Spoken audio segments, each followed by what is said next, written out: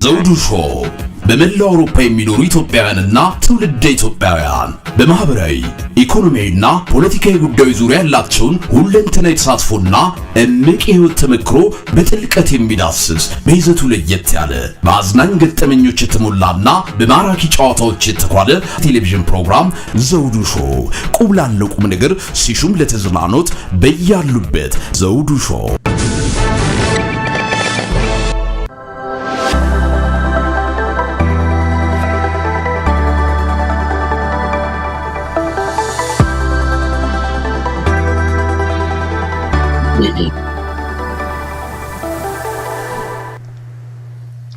ሰላም ጤና ይስጥልን ክቡራን ተመልካቾቻችንና አድማጮቻችን ዘውዱ መንግስቴ ነኝ ከዚህ ከአገረ እንግሊዝ የዝግጅት ክፍላችን ለእናንተ ክቡራን ተመልካች አድማጮቻችን የምናቀርበው ዝግጅት አሁን ጀምረናል።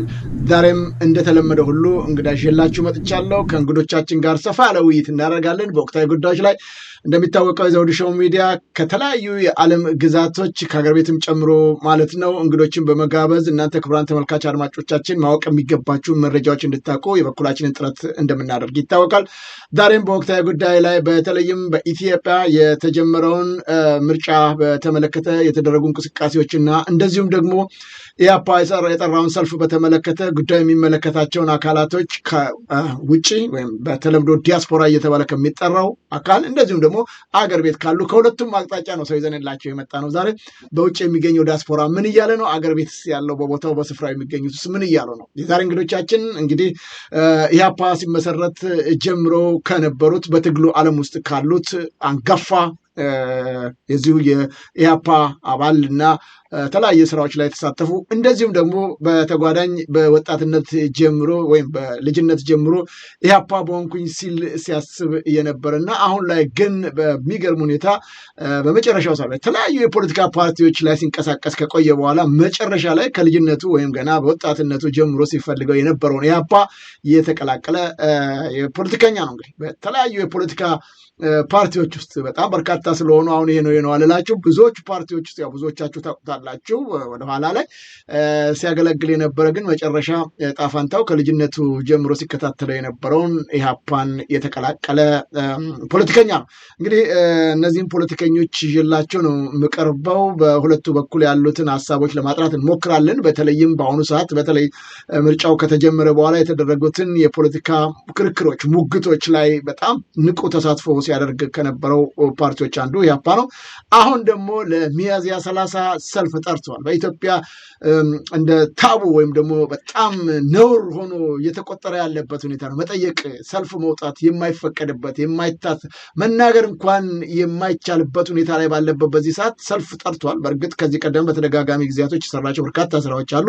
ግን አሁን ጸጥ ረጭ በተባለበት ሰዓት ይህን ሰልፍ ጥሪ ማቅረቡ አንዳንዶች እንደ ወንጀል ይቆጥሩታል፣ አንዳንዶቹ ደግሞ ተገቢና አስፈላጊ ነው ይላሉ። ለማንኛውም ያጠሩልናል፣ ብዙ የሚነግሩን የሚያወያዩን ነገሮች አሉ። ከነሱ ጋር የምናደርጋቸውን ዝግጅቶች እንድትከታተሉ ከወዲሁ እጋብዛለሁ። የዛሬ እንግዶቻችን በውጭ የሚገኙት ዶክተር መንግስቱ ሙሴ ይባላሉ። እንግዲህ በተለያየ ሙያ ላይ ያገለገሉ በሙያቸውም በተለይም የቢዝነስ ማኔጅመንት ባለሙያ ናቸው።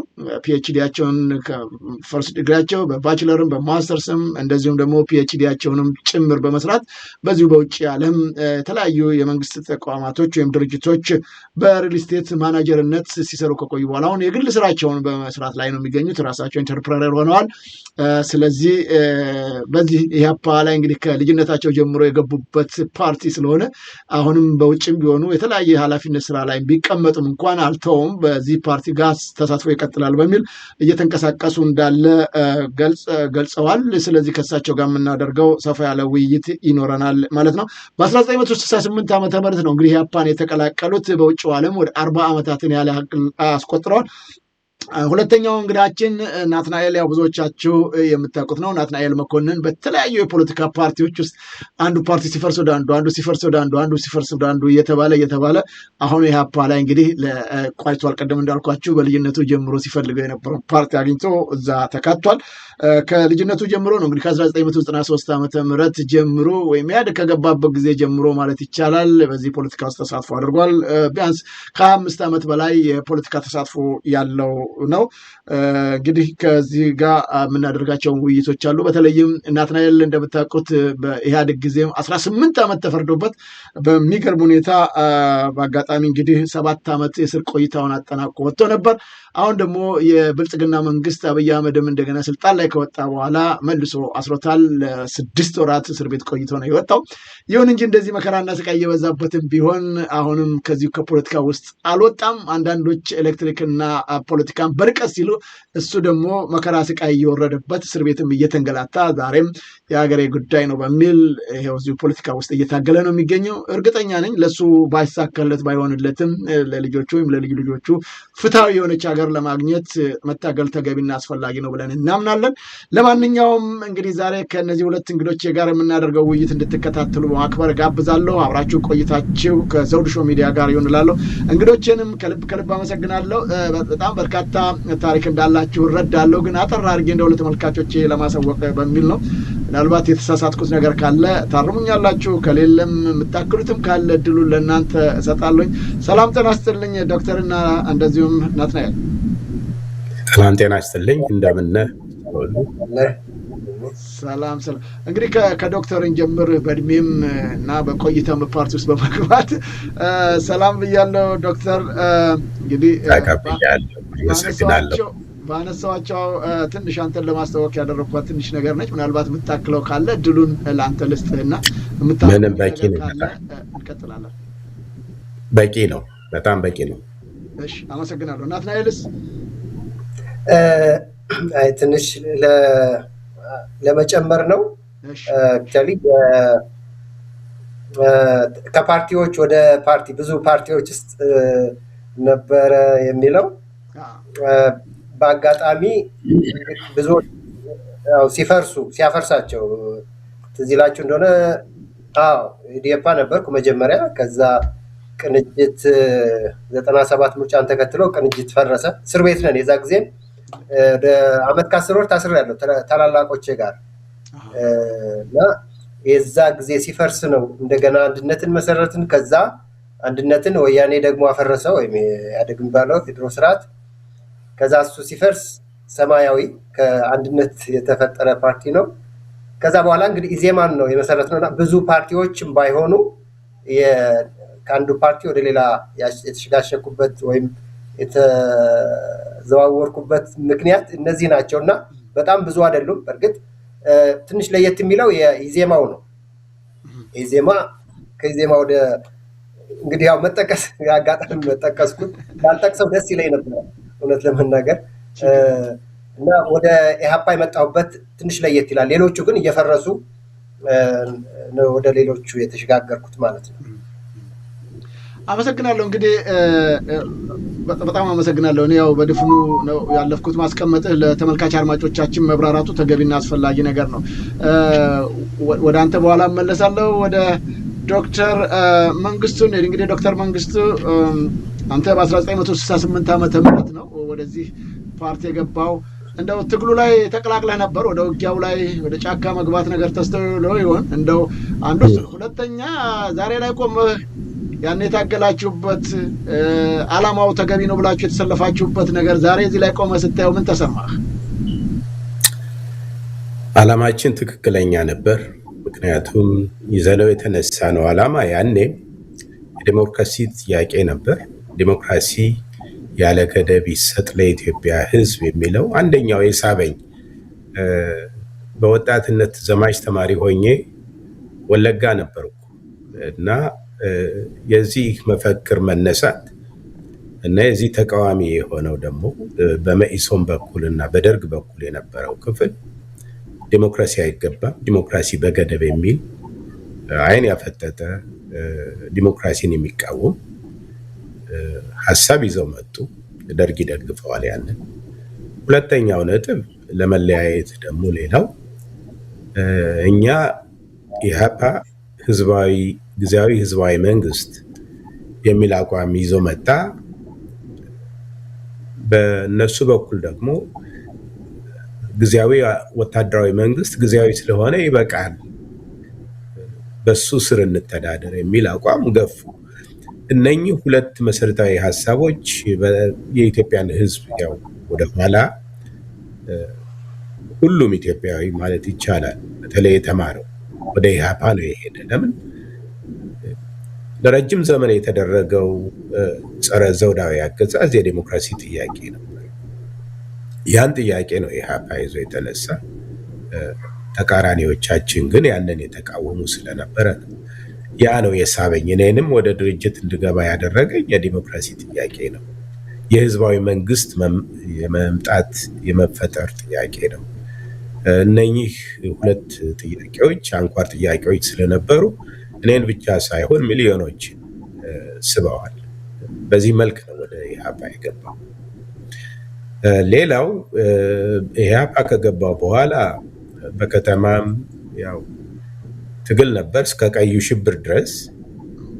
ወደ ሜዳ ወጥቻለሁ። ከሜዳ በጠላት ተይዤ ወደ እስር ቤት ገባሁ። እንደገና ደግሞ ከእስር ቤትም አምልጫለሁ ስሜን ቀይሬ። ከዛ በኋላም ቀጥያለሁ። ተመልሼ ወደ ኢህአፓ ነው የተቀላቀልኩ። ድርጅቴን ፈልጌ ነው የሄዱ። እንደዚህ ነበረ ጉዞ የትግል ጉዞ። ስሜን ቀይሬ ከእስር ቤት አመለጥኳል። ከእስር ቤቱ ስምን ስለቀየርክ ነው የወጣው ወይስ ከወጣ በኋላ ነው የቀየርከው? እንዴት? አይ በጣም ብዙ ታሪክ ነው። እስር ቤት ሲያዝ እንደው ለናትናኤልም ከጠቀመ ብዬ ነው ድንገት እስር ቤት ከሜዳ ነው የተያዝኩ። እስር ቤት ሲያዝ ስሜ ሜዳ የነበረኝ ስም ሌላ ነው። እንደገና እስር ቤት ስገባ ደግሞ የሰጠሁት ስም ሌላ ነው። ያው በተለመደ መልክ ቶርቸር ነበረ። ወደ 4 ጊዜ ያንን ተቀበል የሚገባው ነው ማለት ነው። እነሱ የፈለጉትን ለማዋጣት የሚደረግ ድብደባ ነው። በጣም ኢፍትሃዊ አረመኔያዊ የሆነ ስራ ነው ይሰራ የነበረ። በአምላክ እርዳታ ሁሉንም ተቋቁሜ ስሜን አንዳርጋቸው ተፈራ አረጋ የሚል ስሜን ሰጥቼ፣ እንደ አጋጣሚ ያ ደግሞ በአንድ ወቅት ጠፍቶኝ ነበረ ስሙ።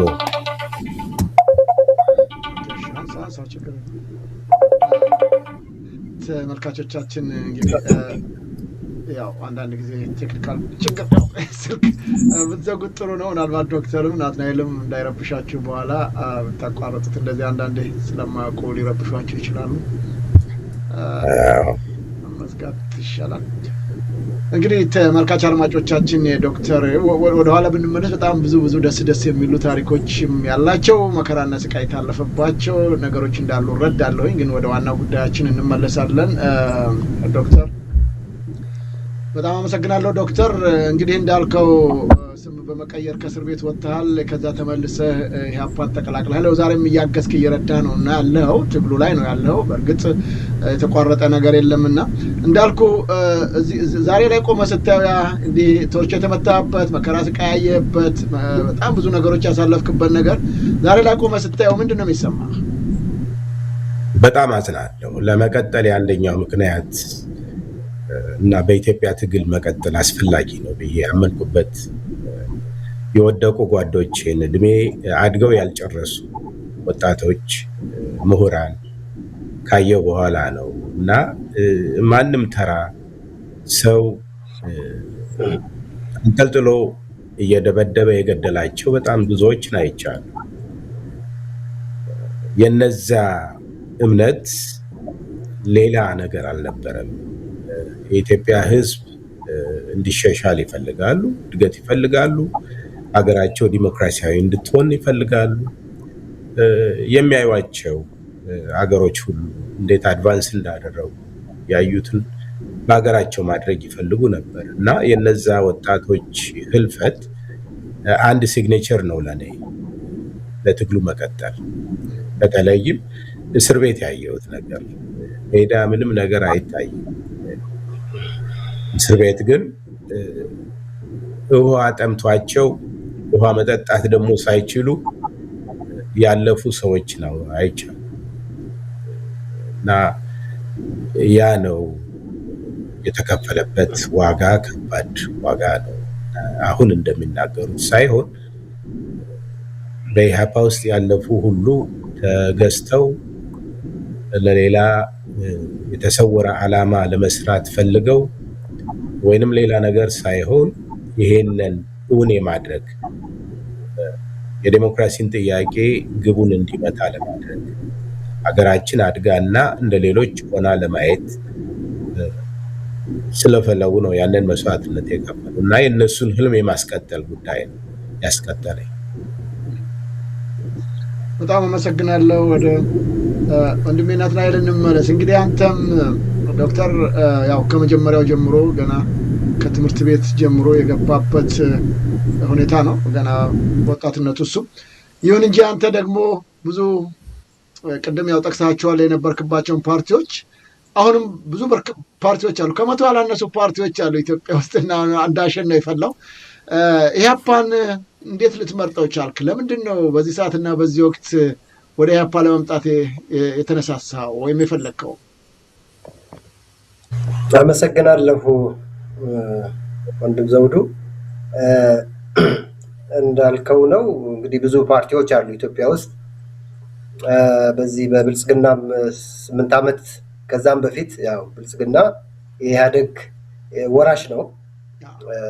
አንዳንዶቹ ጃኬቱን የቀየረ ምንድን ነው ይሉታል እና ቢከፋ እንጂ በክፋት ያነሰ ማንነት የለውም እና በዛኛው በኢህአደግ ዘመን ብዙ ፓርቲዎች ነበሩ። እንግዲህ ወደ ትግሉ መጀመሪያ ወደ ትግሉ እንድገባ ወደ ተቃውሞ ጎራ እንድቀላቀል ያደረገኝ ፖለቲካን ማወቅ ከጀመርኩ ጀምሮ የኢትዮጵያን የፖለቲካ ስርዓት ማወቅ ሲጀምር በተለይ ደግሞ የዘር ምንድነው የብሔር ፖለቲካው አደገኛነት ሄዶ አንድ ቀን በዛ በወጣትነት እድሜ እና ብዙ እንግዲህ መሀድ የሚባል ፓርቲ ነበር፣ ሌሎቹም ፓርቲዎች እና ይነበቡ የነበሩ በጣም የጋዜጣና የመጽሔት ዘመን ነበር፣ የፕሬስ ዘመን ነበርና እነዛ እንትኖች ላይ ሳነብ ያለውን ስርዓት ለመረዳት ቻልኩ። ክፋቱን በተለይ ደግሞ የብሔር ፖለቲካ የሚባለው የተሰራበት ስርዓቱ የተሰራበት መሰረት በጣም አደገኛ መሆኑን ከተረዳሁ በኋላ ነው እንግዲህ ወደ ፖለቲካው የተቀላቀልኩት። መጀመሪያው ፓርቲ ኢዴፓ የሚባለው ፓርቲ ነው። እንዳልከው በዛ ጊዜ የተሻለ የተቃውሞ ትግል ነበር ማለት እችላለሁ። 97 ቅንጅትን መውሰድ ይቻላል። ከዛ በኋላ አንድነት ጠንካራ ሲቪል የሆነ የሰለጠነ ጠንካራ ትግል ይደረግ ነበር። ስርዓቱ አደገኛ ቢሆንም ትግል ይደረግ ነበርና በዛ የተሻለ ትግል ያደርጉ ነበር ፓርቲዎቹ። የተለያየ እንትን ቢኖራቸውም ግን ብዙ አባሎቻቸው ይታሰሩ ነበር። ታስታውሳላችሁ፣ ሰልፍ ጥሰው ይወጡ ነበረ እና የተሻለ ነበርና አሁን ብልጽግና የተሳካለት ነገር ወይም የኢህአዴግ ወራሹ ብልጽግና የተሳካለት ነገር ቢኖር ተቋማትን ማጥፋት ነው። በተለይ ጠንካራ ድርጅቶችን ራሱን የቻለ ጠንካራ ኃይል እንዳይኖር አማራጭ እንዳይኖር ማድረግ ነው። ይህ በብዙ በሀገርም ተቋም ላይ አድርጎታል፣ በተቃዋሚ ፓርቲዎችም ላይ አድርጎታል እና የሆነው ነገር እንደዛ ነው እና እነዛ ፓርቲዎች ሌሎቹ ኢህአዴግ የመሰረታቸው አንዳንዶቹ ለራሱ ተቃዋሚ ያለ ለማለት የመሰረታቸው አጃቢ የነበሩ ፓርቲዎች ነበሩ። ከዛ የተወረሱ ናቸው፣ የመጡ ናቸው። የሳምሶናይት ፓርቲ የሚባሉት ጽህፈት ቤታቸውም ማህተማቸውም እዛው ሳምሶናይት የሆነ ምን ልበል የኮንፈረንስ እና የእንትን ፓርቲዎች የሆቴል ፓርቲዎች ነው፣ የአበል ፓርቲዎች ነበሩና ስለዚሁ ነው ወደዚህኛው የመጡትና ትንሽ ጠንከር ያሉ ሰብሰብ ብለን የነበረው በአንድ ኢዜማ በሚባለው ፓርቲ ውስጥ ነው። እዛ ላይ ምንድነው የሆነው እንግዲህ ለኢዜማ ጠንካራ አማራጭ በራሱ እግር የቆመ ለኢትዮጵያ ሕዝብ ከዓላማው ጀምሮ በስልቱ ጠንካራ አማራጭ ሆኖ ይወጣል ብለን ተስፋ ያደረግነው ወደ 10 ፓርቲዎች ሰማያዊን ጨምሮ ሌሎች 10 አካባቢ ፓርቲዎች ከስመው የመሰረቱት ፓርቲ ነበርና ከመሰረቱት ያን ፓርቲ ካቆሙት ጓዶች አንዱ ነው ማለት ይችላል።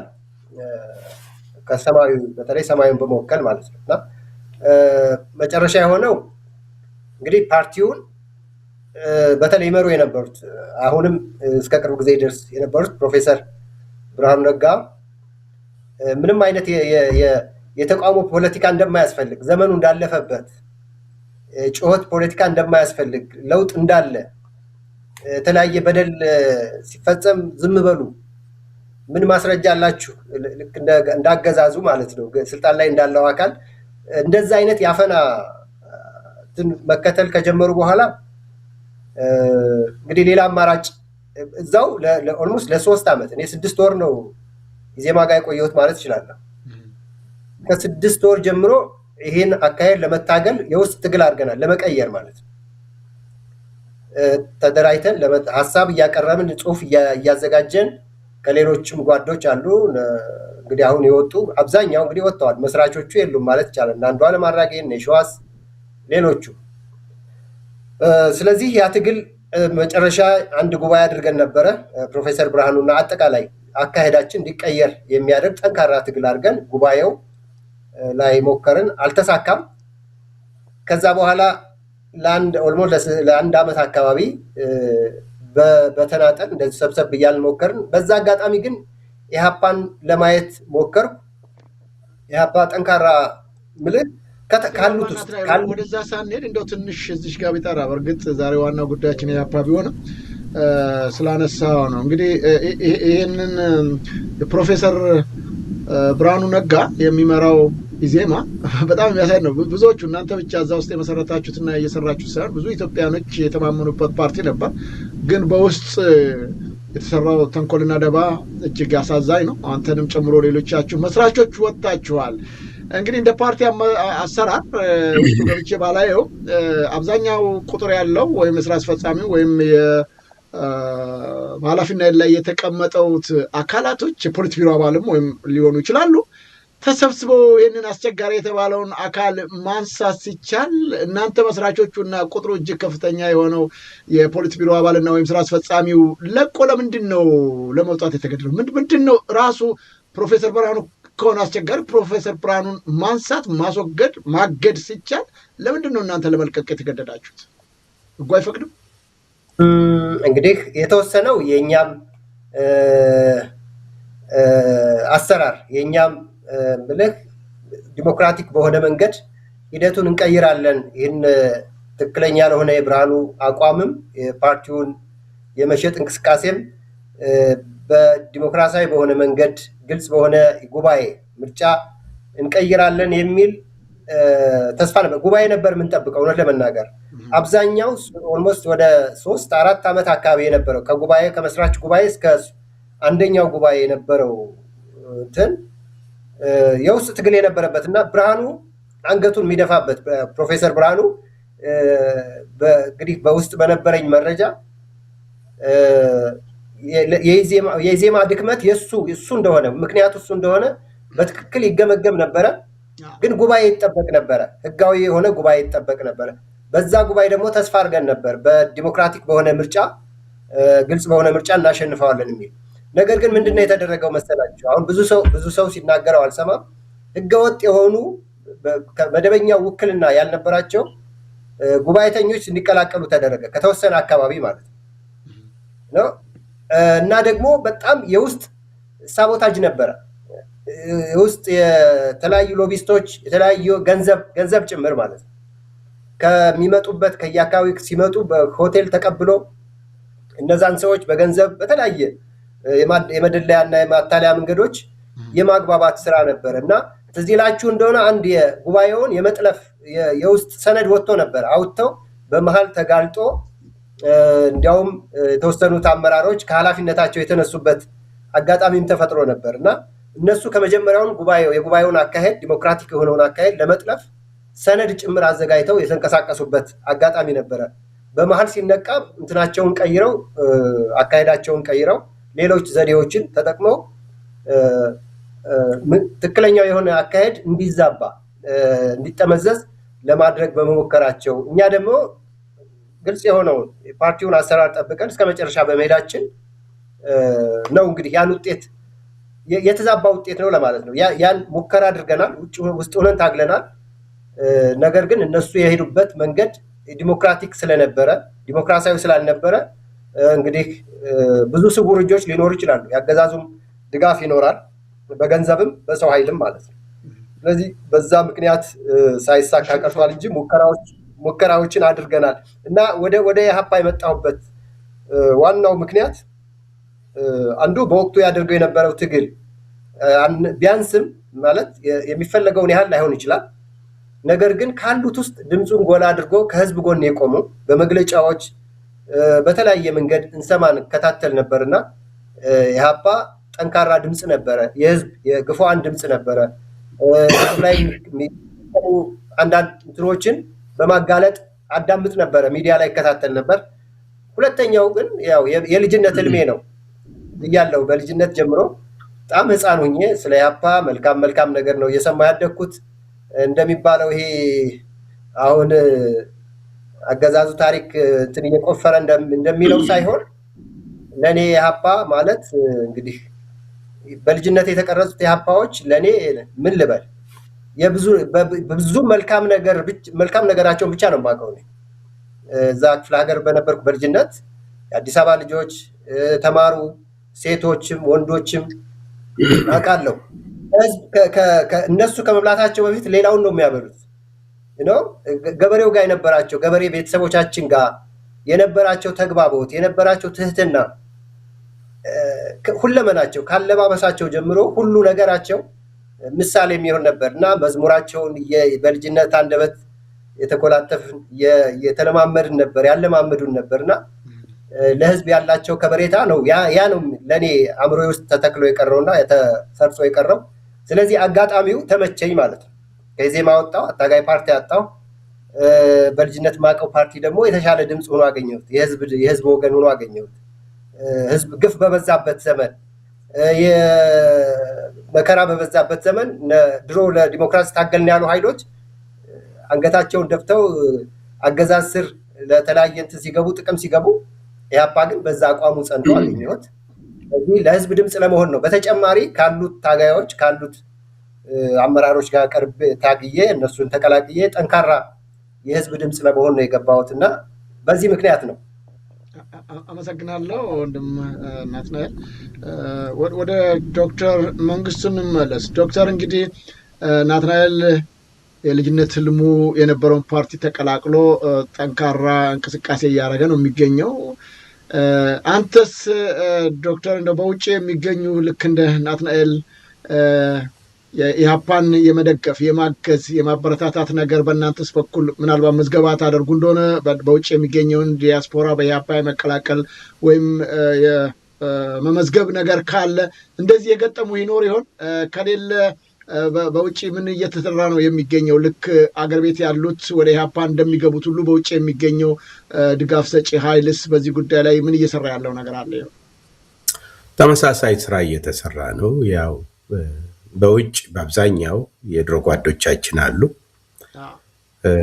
ተስፋ በመቁረጥ በተለያየ ምክንያት ከድርጅት የራቁትን እየሰበሰብን ነው፣ እያወያየን ነው፣ እንወያያለን።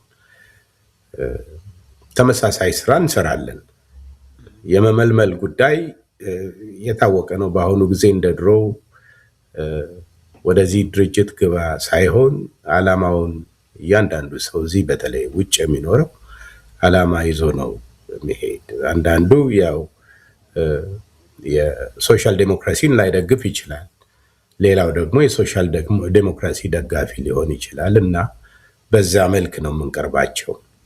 ከድሮ ጓዶቻችን ጋር ያለንን ግንኙነት እያጠበቅን የሄድንበት ሁኔታ አለ። ባይዘወይ ኢህአፓ ይሄ ሁሉ ፓርቲ ይሄ ፖለቲካ ድርጅቶች ከመምጣታቸው በፊት ህወሓት አዲስ አበባን ሲይዝ አንደኛውና ብቸኛው ተቃዋሚ ሆኖ የቀረበው ኢህአፓ ብቻ ነው። ኢዲሃቅ የሚባል ስብስብ ቅንጅት ፈጥሮ በኢዲሃቅ በኢትዮጵያ ላይ እየተደረጉ የነበሩትን በደሎች ሁሉ ለዓለምም ለሌላው ማህበረሰብም እያሰማ የነበረ ለኢትዮጵያ ህዝብም ደግሞ አለኝታ የሆነ ድርጅት ነው። አንዳንዶች የለም ሊሉም ይፈልጋሉ። ግን እውነታው ግን ኢህአፓ ባይኖር ኖሮ የዘር ፖለቲካ በዚህ መልክና በዚህ መጠን ባልተጋለጠ ነበረ ብዬ ገምታለሁ። ምክንያቱም ከልጅነት ኢህአፓ እነኚህ የዘር ፖለቲከኞችን በኋላ ስልጣን የያዙትን በቅጡ ስለሚያውቅ በልዩነትም የተለያየ ስለሆነ ከተማሪው እንቅስቃሴ ጊዜ ጀምሮ ማለት ነው እነሱን የማጋለጽ ስራውን በደንብ የሰራ ድርጅት ነው። አርፎ አልተቀመጠም። ተስፋ ለሌላቸው ሁሉ ተስፋ ነው የሆነ በጉዞ ከኢዲሃቅ ጊዜ ጀምሮ ምንም ተቃዋሚ አልነበረ። ብዙ ደግሞ የዘር ፖለቲካን ምክንያት አድርጎ በየቦታው በቋንቋ የተደራጀ እንትን የፈላበት ጊዜ ነበር። በ1990 ውስጥ ቲፒኤልኤፍ እና ኦነግ ስልጣን ሲይዙ ሀገር ውስጥ ከፕሮፌሰር አስራት በስተቀር ተቃውሞ አላየንም። በውጭ ግን ያው ኢህአፓን መጀመሪያ ነገር የኢህአፓን ሰራዊት አቸንፈው ነው ወደ አዲስ አበባ ነው የገባው። ያ ደግሞ ጦርነት ሲደረግ በሰሜን በምዕራብ ጎንደር በምዕራብ ጎጃም የነበረ የኢሃሰ ሰራዊት ነው እንትን ያደረጉ። በጣም ብዙ የአመራር አባሎቻችን ነው የተሰዉበት በዛ ትግል። ከገቡ በኋላ ደግሞ ያለውን ሁሉ በዓለም አቀፍም በአገርም ውስጥ የነበረውን ኮንስፒሬሲ እና በኢትዮጵያ ሕዝብ ላይ እየደረሰ ያለውን ጥቃት ያጋለጸ ለዓለምም ለሕዝቡም ለራሱ የሰራ ኢህአፓ ብቻ ነበረ። ሌላ ተቃዋሚ አልነበረም። በኋላ የተነሱ የዘር ድርጅቶችን ያው ማይቀር ስለሆነ ለምርጫ 97 ሲዘጋጅ ኢህአፓ ነበረ ጠርቶ ዲሲ ላይ ህብረት የሚል ስብስብ የፈጠረ። ህብረትን ከተፈጠረ በኋላ በበነጋታው ከህብረት የወጡት ሰዎች ቅንጅት ብለው ሄዱ። ያም ጥሩ ነው፣ ተቀናጅቶ እስከ መታገል ድረስ የሚያደርስ ከሆነ በሚል ከነሱም ጋር በቁርኝት እንዲሰራ ያደረገ ኢህአፓ ነው። የዚህ የመተባበርን አይዲያ እና አስፈላጊነትን እንደገና ደግሞ ለመተባበር የሚያስፈልጉትን ሁሉ ወጪዎች ሰርቶ ማለት ወጪዎች ስል ማንኛውንም አይነት ሰውን ከአገርም ከውጭም ትራንስፖርት እስከ ማድረግ ድረስ ያደረገ ለምርጫ 97 ዝግጅት ኢህአፓ ነው እና ባለፉት ዘመናት ኢህአፓ አላቆምም፣ ትግሉን ሲሰራ ነው የቆየ። ኢትዮጵያን የተፈለገውን መስዋዕትነት የተከፈለበትን ትግል ግቡን ለማስመታት በተደረገው እንቅስቃሴ ኢህአፓ ዋነኛውን ቦታ ይይዛል እና ይሄን ሲሰራ ነው የቆየ። እስቲ እዚህ ላይ ዶክተር እንግዲህ ያው ረጅም አመት ነው የቆየው። ኢህአፓ ትልቅ ድርጅት ነው። ከዚህ ቀደም እንደምታውቀው እናንተ እንደነበራችሁ አካባቢ የተወሰኑ ፓርቲዎች እንደነበሩ አስታውሳለሁ። ያው መኢሶ፣ ጫት፣ እነ ማህሌት ምናምን የሚባሉ ነበሩ። እንግዲህ ታሪክ እንደሚነግረን ማለት ነው ባናውቀውም በወቅቱ ያለውን ሁኔታ እና እነዚህ ፓርቲዎች ሁሉ አሁን ስማቸው የለም። እንኳን ስማቸው አይደል እንኳን እንቅስቃሴ በተግባር ለመስራት የት እንዳሉ የሚታወቀው። ኢህአፓ ግን ከ50 ዓመት ያላነሰ ቆይታ አድርጓል እና እስካሁን የመቆየቱ ትግሉ ላይ መሳተፉ ምንድን ነው ምክንያቱ? ለምንድን ነው እንደ ሌሎቹ ፓርቲዎች ያልከሰመው ያልጠፋው እስካሁን ድረስ? አንዱ ስር ሁለተኛ እንዲህ ከመጀመሪያው ጀምሮ ሲታገል የነበረ ፓርቲ ለምንድን ነው ሰክሰስፉል መሆን ያዳገተው ወይም ያቃተው? ብዙ ልምድ አለው፣ ብዙ እውቀት አለው፣ ብዙ ሰዎች ያነበሩት ነው። ራሱ ብርሃኑ ነጋንም ጨምሮ ሌሎችም የኢህአፓ አባሎች የነበሩ ናቸውና ከዚህ እየወጡ ወደ ሌላ የሚሄዱበት ምክንያት ምንድን ነው? እንዳልኩ ለምንድን ነው ያዳገታችሁ? ውጤት ስታጡ እንደው ያለመሸሹ ነገር ጥንካሬያችሁ የሚያስደንቅ ቢሆንም ግን ውጤታማ ያልሆናችሁበትስ ምክንያት ምንድን ነው? እስኪ ከመጨረሻው ጥያቄ ልነሳ። ውጤት ለምን አላመጣችሁ? እኛ ውጤት አምጥተናል ብለን እናምናለን። በኢትዮጵያ ሕዝብ ልቦናና አስተሳሰብ ኢትዮጵያን ለማጥቃት የተነሳ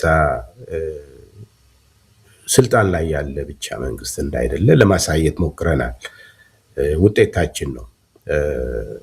ህወሓት የአረብ ፔትሮ ዶላር ብቻ የተቀበለች ድርጅት ሳትሆን ምዕራባውያንም በዛው በአረብ ፔትሮ ዶላር ውስጥ ስራውን የሰሩበት እና ኢትዮጵያን ለማፈራረስ የሄዱበት መንገድ እንደሆነም ለማሳየት ሞክረናል። ያን ግንዛቤ ሰጠነዋል። ከላይ የወረደ የጌታ ትዕዛዝ ሳይሆን በዓለም ጂኦፖለቲካ ውስጥ የተሰራ ጸረ ኢትዮጵያ ስራ መሆኑን በአግባቡ ነው ያስተማርን። ይሄ ሁሉ ስራና ሰክሰስ ነው። እኛ ለምን ተቸነፋችሁ ለሚለው ኢትዮጵያ የገጠማትን ጠላት ሁሉ ነው የገጠምን። ማለት ኢትዮጵያ ከጣሊያን ለሁለተኛ ጊዜ ሲመጣ ትልቁን ስራ የሰሩት መኳንንቱን መሳፍንቱን በማስከዳት ላይ ነበረ። ያ ሆኖ አቸንፎ ጀነራል ቦዶሊዮ አዲስ አበባ ሲገባ ኢትዮጵያ እኮ አለቀች የለችም ካሁን በኋላ ነው ያለ። ለምን ወደ 5 የሚጠጉ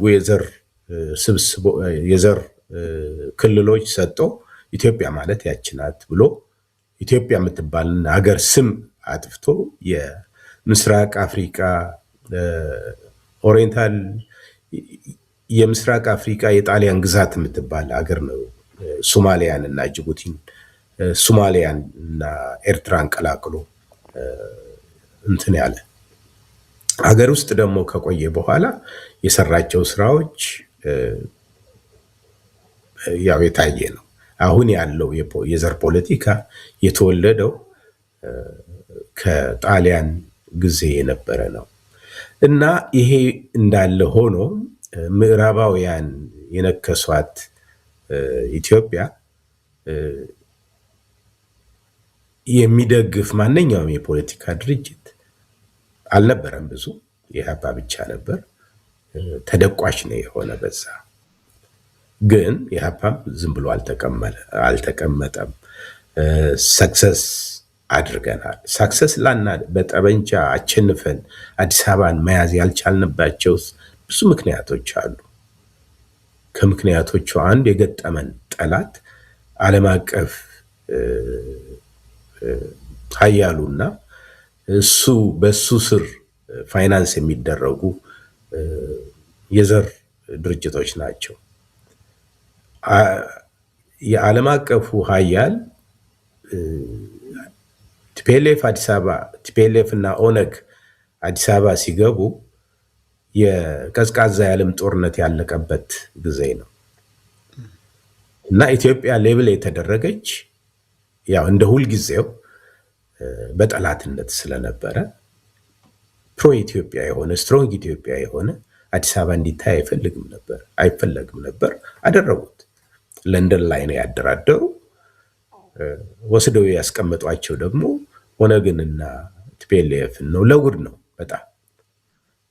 እነኚህ ሁለት ድርጅቶች ደግሞ የሰሩት ስራ አየን። ይሄው አሁን እስካሁን ድረስ የሰጡን ህገ መንግስት የነሱ ህገ መንግስት ነው። የነሱ ህገ መንግስት ደግሞ የተረቀቀው ያው በኃያሉ እና በሱ ተከታዮች ነው።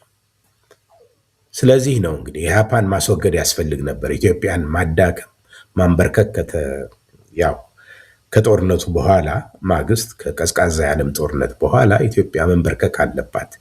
ደጋግማ የምዕራባውያንን ሲቪላይዜሽን ያልተቀበለች እና የታገለች ስለሆነ ኢህአፓን በዛ መልክ ነው። ኢህአፓ ፕሮ ኢትዮጵያ ስለሆነ ለኢትዮጵያ ስለሆነ የተነሳው መስዋዕትነትን ከፈሉ።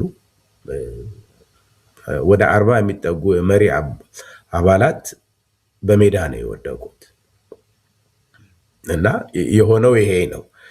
ኢህአፓ ሰክሰስ ያላደረገበት ምክንያት የምዕራባውያኖች እጅም በጥልቀት ገብቶበታል። ስለዚህ ተከላክለውናል ወይም አልቻልንም የሚል ጥቅል ሀሳብ ነው ያለው የሚመስለኝ። ምክንያቱም እዚሁን የምኖርበት ሀገር ለንደን ሂልተን ሆቴል ላይ ተቀምጠው ነው አሜሪካኖችና እንግሊዞች ሌሎችም ምዕራባውያኖች በጋራ ሆነው እናንተን በማስወገድ ለነዚህ ለጎጠኞች ለራሳቸው መንገድ ይረዳቸው ዘንድ ወይም ደግሞ ከጥንት ጀምሮ የነበረውን ኢትዮጵያን ብትባል ሀገርን ማጥፋት የምንችለው በኢትዮጵያዊነት የቆሙ ቡድኖችን አጥፍተን ቀደም ሲል እንዳልከው ኢጣሊያ እንደከፋፈለው ከፋፍለን መግዛት አለብን በሚል ለዚህ ደግሞ የሚጠቅሙት እነዚህ ዘረኞቹ ቲፒኤልኤፍ እና ኦነግ በመሆናቸው ለነሱ ተሰጠ ነው የምትለኝ። ግን በተጓዳኝ እናንተም ትታማላችሁ። ኢትዮጵያ በደርግ ጊዜ በተደረገ ውጊያ በ1969 ከሶማሌ ጋር ሆናችሁ ኢትዮጵያን ትወጉ ነበር ይባላል። እንደው አጠር አድርገህ ብትገልጽልኝ ስለ ኢትዮጵያዊነት ከቆማችሁ ያንን ትግል አድርጋችኋል ወይስ እነዚሁ ዘረኞቹ እና ምዕራቢያኖች የሚሰጡት የተሳሳተ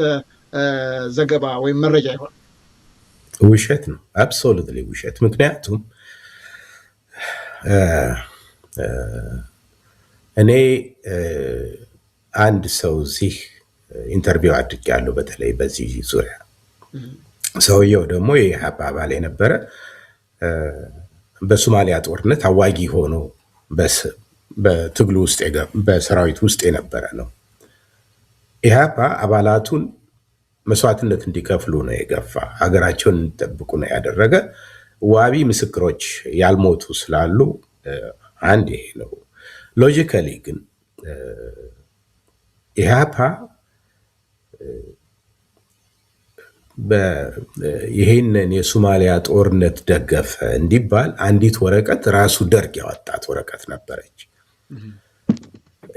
ራሳቸው አመራሮቹ ለምን ይሄንን በግዘው በእርግጥም ብዙዎቹ አዲስ አበባ ነው የወደቁ። ከመጋቢት 1969 በኋላ በመጋቢት 14 ጓድ ተስፋዬ ደበሳ የወደቀበት ቀን ነው።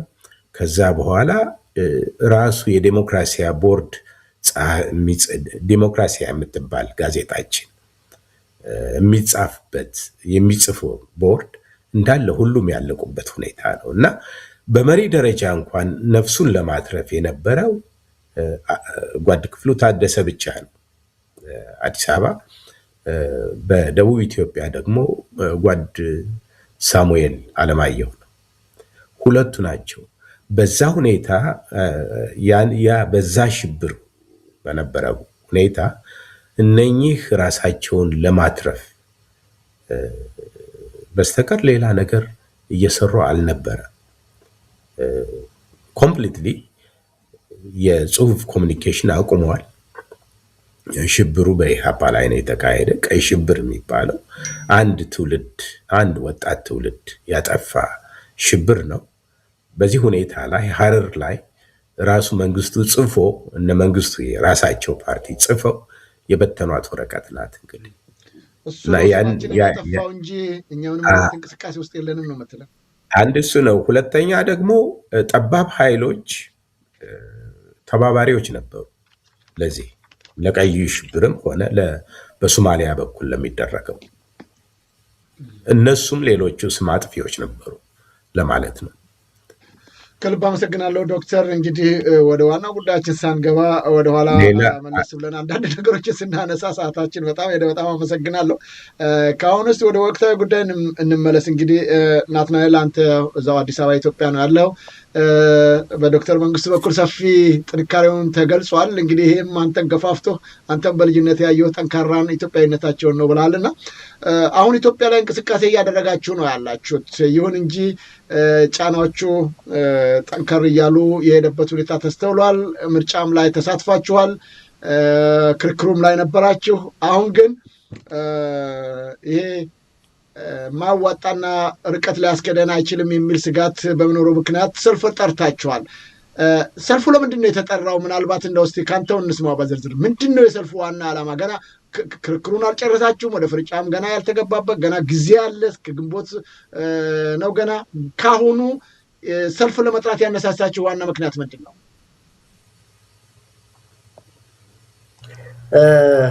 ግልጽ ነው። እንዲያው ትንሽ ስለ ዶክተር ስላነሳው ትንሽ መጨመር ፈለግኩኝ። እንደተባለው ኢህአፓን እኔ የማየው ኢህአፓን ታሪኩ ውስጥ ባላልፍም በዛ ጊዜ ባልሳተፍም ኮንቴክስቱን ነው ማየው ማለት ስለ ሶማሌ ላይ ሶማሌን ወረራ ዚያድ ባሬን ወረራ ደገፈ የሚለውን ወሬ ስሰማ ማስታውሰው ወይም ደግሞ ማምነው ያልተባበሉትን ለምሳሌ ኤርትራ ጥያቄን በተመለከተ የያዘውን አቋም ኤርትራ ቅኝ ግዛት ነች አይደለችም ኢትዮጵያ ቅኝ ግዛት ነች አይደለችም በሚለው ብዙ ታጋዮች የጻፉት ነው የጭቆና ጥያቄ ነው ያለው እንደማንኛውም ኢትዮጵያ ብሔረሰቦች ወይም ቋንቋ ተናጋሪዎች ወይም ጭቁኖች የጭቆና ጥያቄ እንጂ የተለየ እንትን የለባትም ቅኝ ግዛት አይደለችም በሚል አቋም በመያዛቸው ህወሓትን አስጠግተው ኢህአፓን ከኤርትራም ከትግራይ መሬት እንዴት ገፍተው እንዳስወጡት ይታወቃል እና ኢህአፓን እኔ በነዛ ነው ማቀው ይህ ዝም ብሎ የተሰነቀረ ፕሮፓጋንዳ በወቅቱ ስልጣን ላይ የነበረው ይፈራ የነበረው ኢህአፓ ነው ስልጣን ላይ የነበረው ደርግ ነው የፕሮፓጋንዳ መሳሪያዎችን በሙሉ ተቆጣጥሮ የነበረው እሱ ነው ስለዚህ በወቅቱ የተነዛ ፕሮፓጋንዳ ነው ብዬ ነው ማምነው እና ኢህአፓ ለኢትዮጵያ የከፈላቸው ብዙ ያልተነገሩ ታሪኮች እንዳሉ አውቃለሁ ሰምቻለሁ እሱ በጊዜው ይገለጻል የሚል እምነት ነው ያለኝ በተረፈ የሰልፉን ወደዚህ ወደ ዋናው ጥያቄ ስመጣ የሰልፉ ዓላማ አሁን ኢትዮጵያ እንግዲህ የምርጫ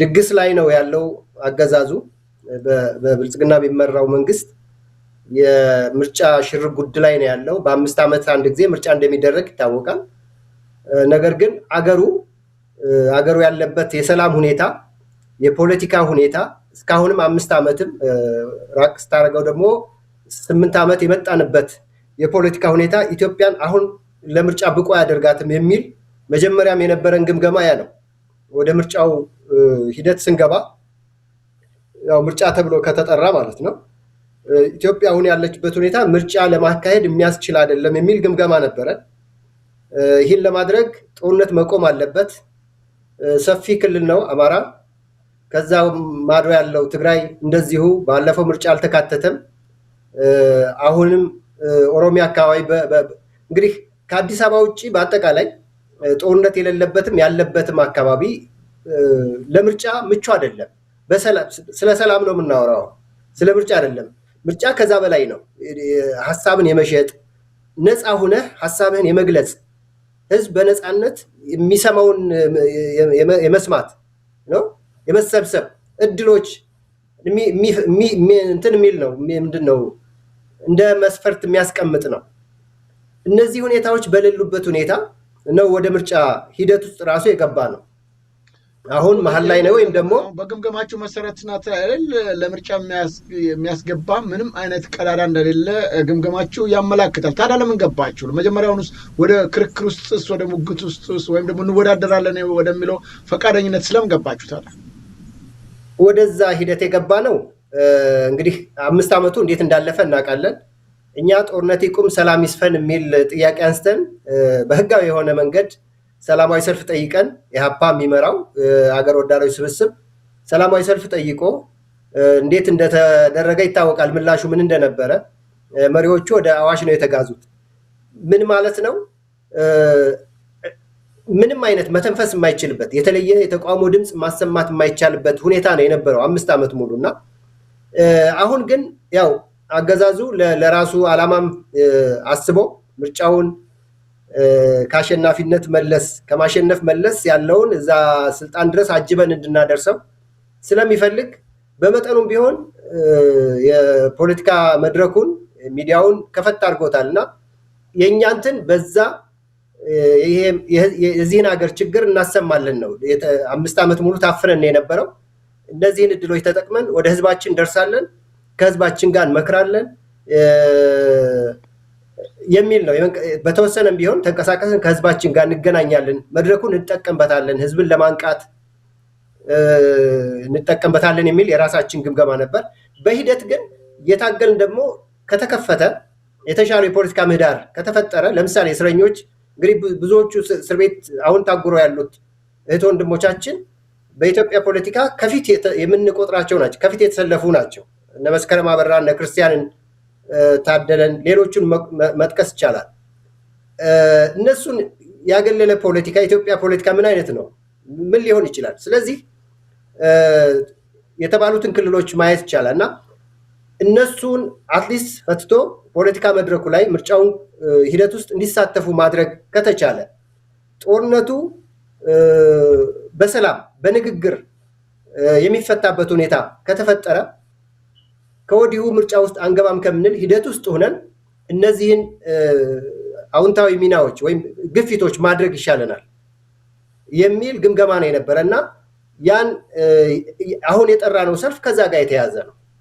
ስለዚህ ሂደቱ ውስጥ ገብተን ነገሮች እንዲቀየሩ በእርግጥ ሌት ነው፣ አሁን ዘግይቷል። አሁን ለምሳሌ እስረኞች ቢፈታ ምርጫ እጩ አይሆኑም። ከዚህ በኋላ ምርጫው ላይ የሚፈጥረው ምናልባት ሰላም ሊፈጠር ይችላል። ጦርነቱ በድርድር በውይይት ቢፈታ መንግስት እንደሚለፈልፈው አይደለም። አሁን ነከሌ እጅ ሰጡኝ ነከሌን ትናደረኩ እንደሚለው አይደለም፣ እንደዛ አይደለም። የህዝብ ጥያቄ ነው። ጦርነት ያን አካባቢ የወለደው ያን ግጭት የወለደው የህዝብ ጥያቄ ነው፣ የህልውና ጥያቄ ነው። ያለ ኃጢአታቸው የሚገደሉ ህፃናት ነው፣ በማንነታቸው የሚሳደዱ የሚፈናቀሉ ዜጎች ጥያቄ ነው። ያ ደግሞ በሰላም መስተናገድ አቅቶ አማራጭ ታቶ ነው ወደዛ የተገባው። ይህ ማለት በእኛ እምነት ዛሬ እኛ የሰላማዊ ትግልን መንገድ መርጠን በዛ ሂደት ውስጥ ዋጋ እየከፈልንም እየታገልንም ቢሆን የህዝቡ ጥያቄ ግን የኛም ጥያቄ ነው። የሚለየው ስልታችን ነው። ስለዚህ ምን ለማለት ፈልጌ ነው? ጥያቄው ጄኒዩንሊ በሰላማዊ በሆነ ድርድር አካታች በሆነ ድርድር መፍታት ከተቻለ ቢያንስ ሰላም ይገኛል። በዛ ውስጥ ህዝብ አማራጭ ያገኛል። በፖለቲካው መሳተፍ ያለባቸው አካላትም በፖለቲካው በምርጫው ተሳትፈው የተሻለ የማሸነፍ ጉዳይ አይደለም፣ አገር ተስፋ ያለው ሂደት ትጀምራለች የሚል እንትን ነበረና አሁን አዝማሚያውን ያየነው ግን እንደዛ አይደለም። በዛ ለውጥ ጎዳና ላይ አይደለንም። በተለያየ ጊዜ ቅድመ ሁኔታዎቻችንን አስቀምጠናል፣ ገልጸናል፣ በጋዜጣዊ መግለጫ አሳውቀናል። ለሚመለከተው የመንግስትም አካል በጊዜው አሳውቀናል፣ ለምርጫ ቦርድም እንደዛውና ግን ለውጦች እያየን አይደለም፣ ድርድሮችም እያየን አይደለም። እስረኞች በግፍ እንደታሰሩ ነው። በዚህ ሁኔታ ዲሞክራሲያዊ ምርጫ ወይም ምርጫ ራሱ መታሰቡ ትክክል አይሆንም። ስለዚህ ባስቀመጥነው እቅድ መሰረት ነው እየሄድን ያለ ነው አይደለም። ስለዚህ ድምጻችን ማሰማት አለብን። እዚህ ጋር ቆም ብለን ከህዝባችን ጋር ሆነን ዛሬም 5-6 ዓመት ድንኳን ላይ ተቀምጠው ወደ ቀያቸው ሳይመለሱ ዜጎቻችን ምርጫ እንዲመርጡ የሚወድቁበት የሚበሉትን እያሰቡ ባለበት ሁኔታ ስለ ምርጫ እንዲታሰብ እና ምርጫ አድርገናል ተብሎ ለዛውም የሀፓ የተሳተፈበት ምርጫ ማለት ነው እንዲባል አንፈልግም። እውነተኛ ምርጫ እንዲኖር እንፈልጋለን፣ እንታገላለን። ያን እንዲፈጠር ከምርጫ ውጭ ስልጣን መያዝ አለበት ብለን ባናምንም አሁን ያለው የምርጫ ሂደት ግን ኢሞራላዊ ነው፣ ትክክል አይደለም፣ ልንታገለው ነው የሚገባ የሚል ጠንካራ አቋም ነው ይዘን የተነሳ ነው። ዓላማው ይሄ ነው። በጣም አመሰግናለሁ ናትናኤል መኮንን። ዶክተር ወደ አንተ መለሳለሁኝ። እዚሁ ላይ አንድ ነገር እናጥራና ልሄድ ብዬ ነው። ምክንያቱም አሁን እንደገለጽክልን እንግዲህ ፕላን ኤ እና ፕላን ቢ ብላችሁ ነው የዛችሁት። ፕላን ኤው ለኢትዮጵያ ሕዝብ ለዓለም አቀፉ ማህበረሰብ በክርክር ላይ ማጋለጥ አለብን፣ መንገር አለብን። ፕላን ቢያችሁ ደግሞ እስረኞችን ወይም ደግሞ የፖለቲካ ተፎካካሪዎችና በተለያየ የሰብአዊ መብት ጥሰት የታሰሩ ሰዎችን እናስፈታለን የሚል ነው። ያ ከሆነ እንግዲህ ወደፊት የምናየው እናያለን በሚል ነበር የገባችሁት። ግን አንፎርቹኔትሊ አልሆነም ያ ነገር። እንደው አንደኛ ለተመልካች አድማጮቻችንም ይህንንም መረጃ ማወቅ ለሚገባቸው ሰዎች መግለጽ ስለሚያስፈልግ ነው። እነዚህን ሁለት አጀንዳዎች ይዛችሁ ሄዳችኋል፣ ቀጥላችኋል። በሌላ በኩል በእናንተም የሚመጡ ነገሮች አሉ። ምርጫ ለማካሄድ በክርክር መድረኩ ላይ ተሳትፎ ማድረግና መረጃን ለሌላው ዓለም አቀፍ ማህበረሰብ ማሳወቅ ለሀገር ቤትም ጭምር ጀምሮ፣ ሁለተኛ የታሰሩ ሰዎችን ማስፈታት ላይ ማተኮር ሳይሆን በመጀመሪያ ደረጃ ለምርጫ የሚሆነውና ወሳኙ ነገር የሀገር ሰላም መሆን ነው። ኢትዮጵያ ያለችበት ሁኔታ በግልጽ ታውቃላችሁ። ጦርነት ነው በጠቅላላ። በአማራ የታወቀ ነገር፣ በትግራይ እንደውም ጭራሽ ምንም ነገር የሌለበት ነው። የምርጫ ቦርድም እዛ እያደረገ ያለው እንቅስቃሴ የለም። በኦሮሚያም ተመሳሳይ ችግር ያለበት ነው። በአፋርም በአጠቃላይ በአገሪቱ ሰላም በሌለበት ሁኔታ እየታየና እየታወቀ መጀመሪያውን ወደዛ ውስጥ መግባት ተገቢ አልነበረም የሚሉ ወገኖች አሉ። ሁለተኛውን ለምርጫ ቦርድም ለሚመለከታቸው አካላት ማሳወቀናል ብለዋል። አንዳንድ ነገር በግልጽ ምን እንደሆነ ባልናቅም፣ ስለዚህ ምንድነው የእናንተ ያሳወቃችኋቸው ነገሮች? አንደኛ ቅድም እንዳልኩ ሰላም በሌለበት ወደዚህ መግባት ተገቢ ነበረ ወይ ነው። ምንም የፈለገው ነገር እናንተ የጠየቃችሁት ክርክሩን ቢነሳ እስረኞችንም ቢፈቱ ምንም ቢሉም እንኳን ሰላም የለም። ያ በሌለበት መግባት ተገቢ ነበረ ወይ ነው። ሁለተኛው ቢፈቱ እነዚህን ሰዎች ያላችኋቸውንና የጠየቋቸዋቸው ነገሮች ቢሳኩ ምርጫው ላይ ትቀጥላላችሁ። ሌላው ምንድን ነው ያቀረባችኋቸው ነገሮች እናንተ ለሚመለከታቸው አካሎች ምርጫ ቦርድንም ጨምሮ? አመሰግናለሁ በድጋሚ። አይ ቲንክ ለእኔ ነው አይደለም? አዎ። እሺ፣ እንደተባለው ከመጀመሪያው የአለመግባት አንድ አማራጭ ነበረ። ልክ ነው። ግን የኢትዮጵያ ሕዝብ እልም ባለ አፈና ውስጥ በነበረበት ሁኔታ እኛ ድምፃችንን ማሰማት በማንችልበት ሁኔታ ያለውን ሁኔታ በአግባቡ የኢትዮጵያ ሕዝብ አማራጭ እንዳለ የሚያታግል ተቃዋሚ ኃይል እንኳን እንዳለ አያውቅም ነበረ። ማለት ለምሳሌ አሁን ኢህአፓ አሁን ባለበት ሁኔታና የዛሬ ምርጫው ከመጀመሩ በፊት በህዝብ ዘንድ የነበረው መረጃ የተለያየ ነው። መሪዎቻችን አሁን እንግዲህ ቅርብ ጊዜ ሰምታችኋል። በተገኘችው ቀዳዳ ተጠቅመን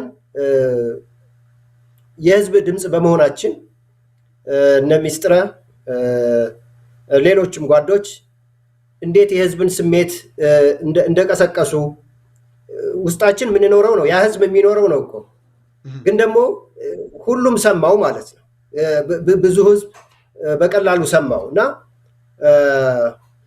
ይህን ቻንስ አግኝተናል ማለት ወይም ይሄ እድል ተገኝቷል ማለት ነው እና ባለመግባት የበለጠ ህዝብን ማነቃነቅ አንችልም። ባለመግባታችን ይህን እንቅስቃሴ መፍጠር አንችልም። አሁን ያለውን ተደማጭነት ማግኘት አንችልም። የተለየ ተአምር እንፈጥራለን ብለን አይደለም። ለውጥ እናመጣለን። ለውጥ ስል የአገዛዙን ባህሪ እንቀይረዋለን አይደለም። ነገር ግን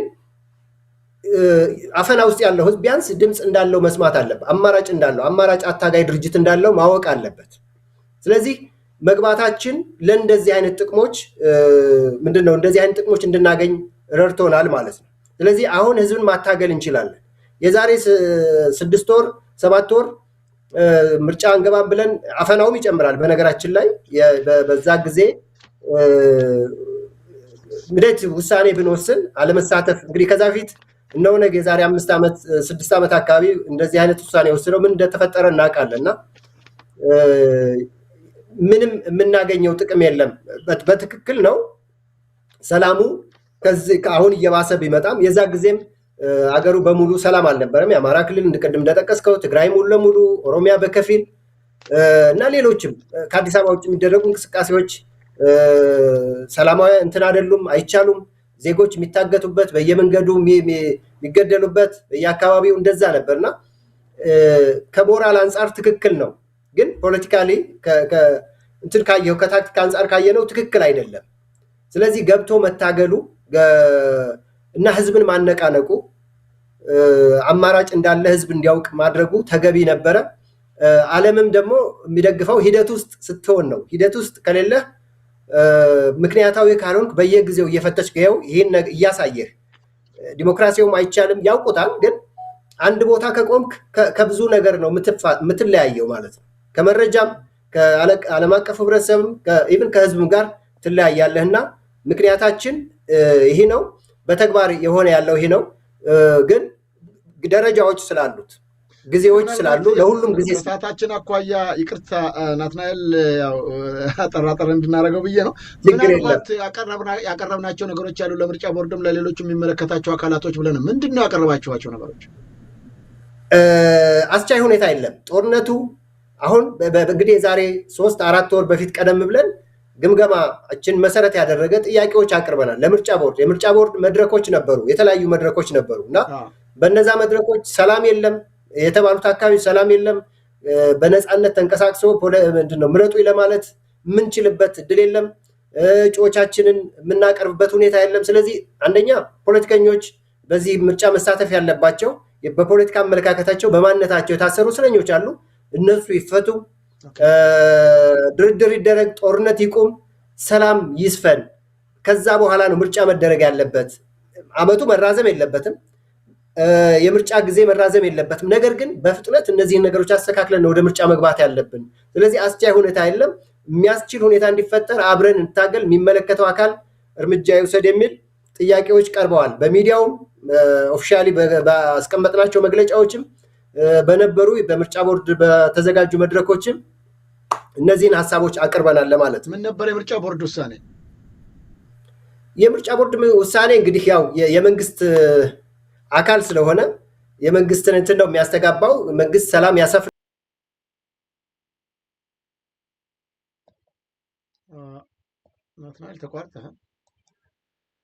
ተመልካች አድማጮቻችን እየተከታተላችሁት የምትገኙት እዚህ እንግሊዝ ከሚገኘው የዘውዱ ሾው ሚዲያ ነው። እንግዶቻችን ዶክተር መንግስቱ ሙሴ እንደዚሁም ደግሞ ናትናኤል መኮንን ናቸው። ከውጭና ከሀገር ውስጥ የኢህአፓ ጉዳዮችን በተመለከተ እያብራሩን የሚገኙት። አሁንም አብራችሁን ለምትገኙ ተመልካች አድማጮቻችን ከልብ እናመሰግናለን። እንግዲህ በመስመር ላይ ወንድማችን ናትናኤልን ያስወጣ ይመስለኛል። እሱ እስከሚመለስ ወደ ዶክተር እንመለሳለን።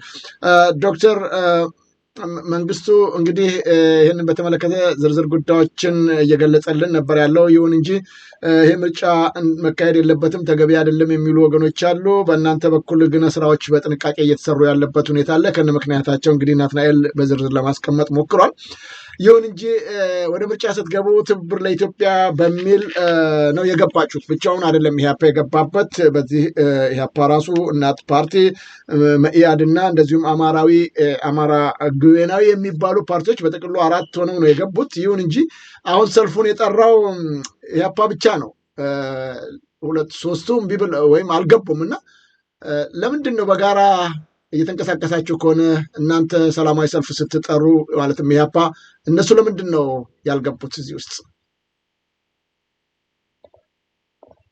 መጀመሪያ በናትናኤል ላይ ትንሽ ነገር ሊጨምር።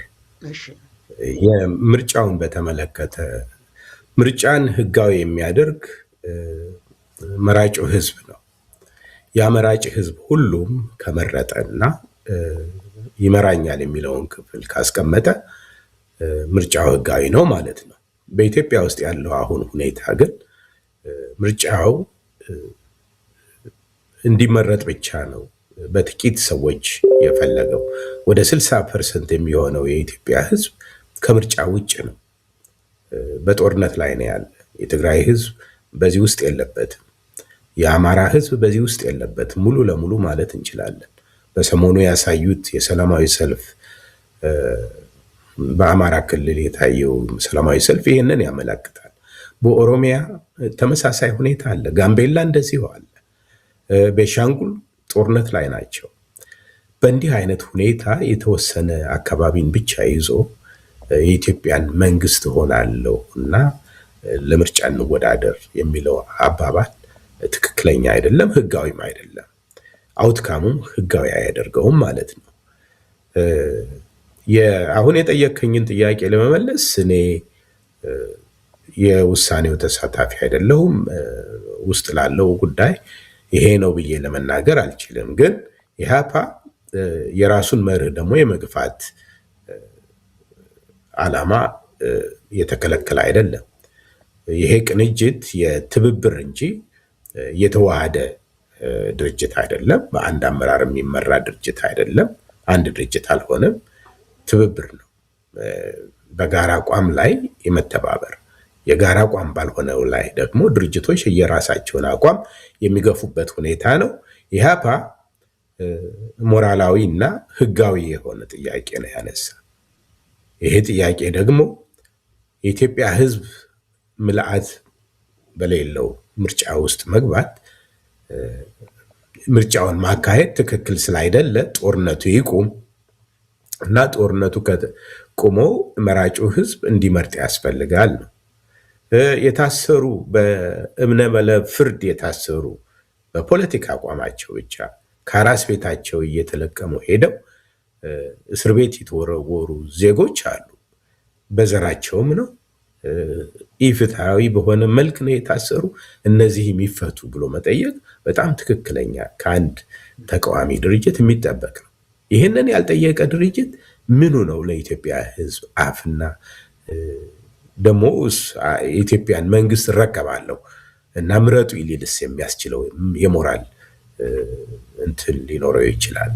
እና ያንን በተመለከተ እስቲ እሱ መጥቷል በደንብ ይመልሰው። አመሰግናለሁ ዶክተር። ወደ ናትናኤል እንመለስ። ያው በእርግጥ ጨርሰሃል፣ እየጨረስክ አካባቢን አስወጣህ። ወደዛ ወደኋላ ባትመለስም ችግር የለም። ምናልባት ካለ ግን ድሉ ልሰጥ ይችላለሁ መመለስ። ይሄ ቀርቶኛል ምትለው ካለ ግን አሁን እያነሳው ያለው ጥያቄ አንተን ካስወጣ በኋላ እንግዲህ እናንተ ወደ ምርጫ ስትገቡ ትብብር ለኢትዮጵያ ነው። ድሮ እንደምታስበው ቅንጅት ተብሎ የተለያዩ ፓርቲዎች ተሰባስባችሁ እንደገባችሁት ማለት ነው። አሁን ደግሞ ትብብር ለኢትዮጵያ ብላችሁ ገብታችኋል። ከዚህ ውስጥም ኢህአፓ እንግዲህ አንዱ ሲሆን እናት ፓርቲ፣ መኢአድና አማራ ጊዮናዊ በሚል ተሰባስባችሁ ገብታችኋል። ግን ሰልፉን የጠራው ኢህአፓ ብቻ ነው። ለምንድን ነው በተናጠል ኢህአፓ ብቻ የጠራው? ለምን በጋራ እየሰራችሁ እስከሆነ ድረስ ትብብር ለኢትዮጵያ ብሎ ለምን ሰልፉን አልጠራም? ምንድን ነው ምክንያቱ? ያው የቅድሞቹን ጥያቄዎች ዶክተርም እንዳብራራቸው ገምታለሁ። የአሁኑን ጥያቄ ለማንሳት እኛ እንግዲህ ቀደም ብሎ እንደ ፓርቲ ኢህአፓ ወደዚህ ምርጫ ሲገባ የራሱን ግምገማ አድርገዋል። ቅድም እንደጠቀስኩት ሂደቶቹን አስቀምጧል። ቅድመ ሁኔታዎችን በጋራም በተናጠልም አስቀምጠናል። እንግዲህ የራሳችን እቅድ ነበረን ማለት ነው። ቀደም ብሎ ያስቀመጥነው እቅድ ነበረ። በዛ እቅድ መሰረት ነው እኛ እየሄድን ያለ ነው። በዚህ ሂደት ውስጥ እንግዲህ ነገ ሊቀላቀል ይህንን ግን የእናንተ ንግድና ፕላናችሁን ግምገማችሁን በተመለከተ ከነዚሁ ከእናንተው አጋር ጋር ከሆኑት ከእናት ፓርቲም ከኢአድና አማራ ጊዮናዊ ጋር አልተወያያችሁም? እቅዳችን ይሄ ነው፣ ፕላናችን ይሄ ነው፣ ይሄ ካልሆነ ይሆናል፣ ይሄ ከሆነ ይሆናል እያላችሁ ሼር አላረጋችኋቸው? አልተነጋገራችሁ? አርገናል። ያው የታይሚንግ ጉዳይ ነው የሚሆነው እንጂ አርገናል። ተስማምተው ነበር ያን እነሱ በእናንተ ግምገማ? ያው የራሳቸው ዝግጅትና ጊዜ አላቸው ብዬ ነው የማምነው። እኛን ለመቀላቀል ይህን ሰላማዊ ትግል አብረን ብዙ ሰርተናል። ብዙ ግምገማዎችን፣ ብዙ እቅዶችን አቅደናል። ሰላማዊ ትግል ሰልፍ ልንጠራ ነው ስትሏቸው ለምን ማፈንገጥ ፈለጉ? ወይስ አቻሌ አፈንግጠዋል ማለት አይቻልም። እየተመካከርን ያለ ነው። እንግዲህ በየደረጃው አብረን ነው የምንቆመው። ምንም የተለየ አቋም አለን ብዬ አላምንም። እንደ ፓርቲም እንደዛ ነው የምናምነው። እንግዲህ የጊዜ ጉዳይ ካልሆነ በስተቀር እነሱ ከኛ ውጭ ናቸው ብዬ አላምንም። እንደ ፓርቲም ይህ ነው አቋማችን። እንዳልኩት ነው እንግዲህ ኢህአፓ በራሱ እቅድ መሰረት እየሄደ ነው። ምርጫውን በተመለከተ ስቲል አብረን ያለ ነው። ብዙ ሼር የምናደርጋቸው ጉዳዮች ስላሉ ነው የተባበርነው። ብዙ አቋማችን እና ዓላማችን ተመሳሳይ ነው ከመለስተኛ ልዩነቶች በስተቀረ። ይህን ትብብር ስናደርግ ያው የውስጥ ነፃነታችን የፓርቲዎቹን የውስጥ ጠብቀን ነው አሰራር፣ እነሱም የእኛን የውስጥ አሰራር እና አካሄድ እንደጠበቁ ማለት ነው ያከብራሉ። ስለዚህ ተከባብረን ነው እየሄድን ያለ ነው፣ የተባበርን ያለ ነው። ለእኛ የተለየ ችግር የለውም። የተለየም ነገር አላየንም። ነገ ከነገ ወዲያ ሊቀላቀሉን ይችላሉ። ብዙ የምንተባበርባቸው አብረን የምንቆምባቸው ጉዳዮች ስላሉ ይሄ ብዙ አያሳስበንም ለማለት ነው። አመሰግናለሁ። ወደ ዶክተር ልመለስ። እንግዲህ ዶክተር ኢህአፓ እንግዲህ አንተ ከነበርክበት ከዛ ጀምሮ በእኛ ግምገማ አሁንም ጠንካራ ፓርቲ ነን፣ ደግሞ ደክመናል፣ ወድቀናል ማለት አንችልም፣ እስካሁን ድረስ ሰክሰስፉል ነን ነው የምትለው። በሌሎቹ ዘንድ ደግሞ በጣም በሚገርም ሁኔታ ኢህአፓ እንደው በቃ ዝም ብሎ እየተንገዳገደ ምንድን ነው አይደክማቸውም፣ አይወጡም የሚል ነገር ነው የሚገለጸው። ሰዎቹ ራሳቸው ጥንካሬያቸው እንደው አርጅተው እንኳን ደክሟቸው እንኳን በዱላ በምርኩዝም እየሄዱ ዛሬም ስለ ኢህአፓ ያወራሉ የሚሉ አሉ። እየተንገዳገዳችሁ ቢሉ ግን በሌላ በኩል ደግሞ አሁን እየተነሳ ያለው አልሞት ባይ ተጋዳይነት ነው። ምንም እኮ የሉም። 10-15 የሚሆኑ ሰዎች ናቸው ኢህአፓ በውጭም በሀገርም እንደው ድክም ያሉም ናቸው እነሱም። በእርግጥ ናትናኤልን እየዘነጉ ይመስለኛል፣ እነ ሚስትረንም የዘነጉ ይመስለኛል። ብዙ ወጣቶች እንዳስገባችሁ እረዳለሁ በእኔ ግምገማ። ግን በሌሎቹ ደግሞ እንዲህ አይነት ትችት ባለበት ምንም ሰው በሌለበት ለሚዲያ ፍጆታ ነው እንደው እየተጠቀሙ ያሉት። እዛም አለን ለማለት ካልሆነ እኮ የእነሱ ሰልፍ መጥራት ምናምን ትርጉም የለውም የሚሉ እና የሚተቿችሁ ወገኖች አሉ። በዚህ ላይ ምን ትለኛለህ ዶክተር መንግስቱ? ተቺ መኖሩ ተገቢና የሚጠበቅ ነው። በጣም ብዙ ጠላት በኢህአፓ ላይ ስለነበረ እነዛ ሁሉ ተቃዋሚ ሊሆኑ ይገባል፣ ደግሞም ናቸው። ደርግ ጠፍቷል። ኢሰፓ የሚባለው ድርጅት ጠፍቷል። ቀይ ሽብር አካሄዶ አንድ ትውልድ የጨረሰ የፖለቲካ ፓርቲ ማለት ነው። እኛ አለን፣ ቪክቲም የሆነዎች አለን። እንደውም ከኛ አልፎ ሌላ ትውልድ ተረክቦታል። ወደኋላ ለመመለስ ነው። እንደው ትንሽ ነካ አድርገውና አለፍ የምትተቹት እናንተ ናችሁ ትውልዱን። እንደውም ይህንን የስልሳዎቹ በተለይም ኢህአፓ ነው ትውልዱን የገደለው የጨፈጨፈው ያጠፋው ንጉሠ ነገሥቱን ጭምር እንደዚህ አይነት ችግር ውስጥ ከቶ ሀገራችንን እያሉ ብዙ የሚቆጩ ወገኖች አሉ። አንተ ደግሞ ወደ ኢህአፓ ወስደዋል፣ ወደ ኢሰፓና ይሄ ነገር አይጋጭም? አይጋጭም። ምክንያቱም ኢሰፓ ነው ንጉሳዊን ቤተሰብም እኮ እኛ ፕሮቴስት አደረግና ዲሞክራሲ ኢትዮጵያ ውስጥ ይምጣ፣ ንጉሳዊ መንግስት ፍጹምነት ይቁም አልነ እንጂ ንጉሱን እንደ ግለሰብ አልተቃወምንም። እንደ ስርዓት ነው። ስርዓቱ መለወጥ አለበት፣ ዲሞክራሲ መሆን አለበት፣ ህዝቡ የራሱን መሪ መምረጥ አለበት የሚል አቋም ነው የወሰድነው። አንድ እሱ ነው። ሁለተኛ ደግሞ ደርግ ነው በህዳር ቅድም ስነግርህ ነበረ በህዳር 14 ቀን 67 ዓመተ ምህረት 60 የቀድሞ ሹማምንትን እንዳለ ጨርሶ ያደረ እሱ ነው። ንጉሱን ደግሞ የገደለ እሱ ነው።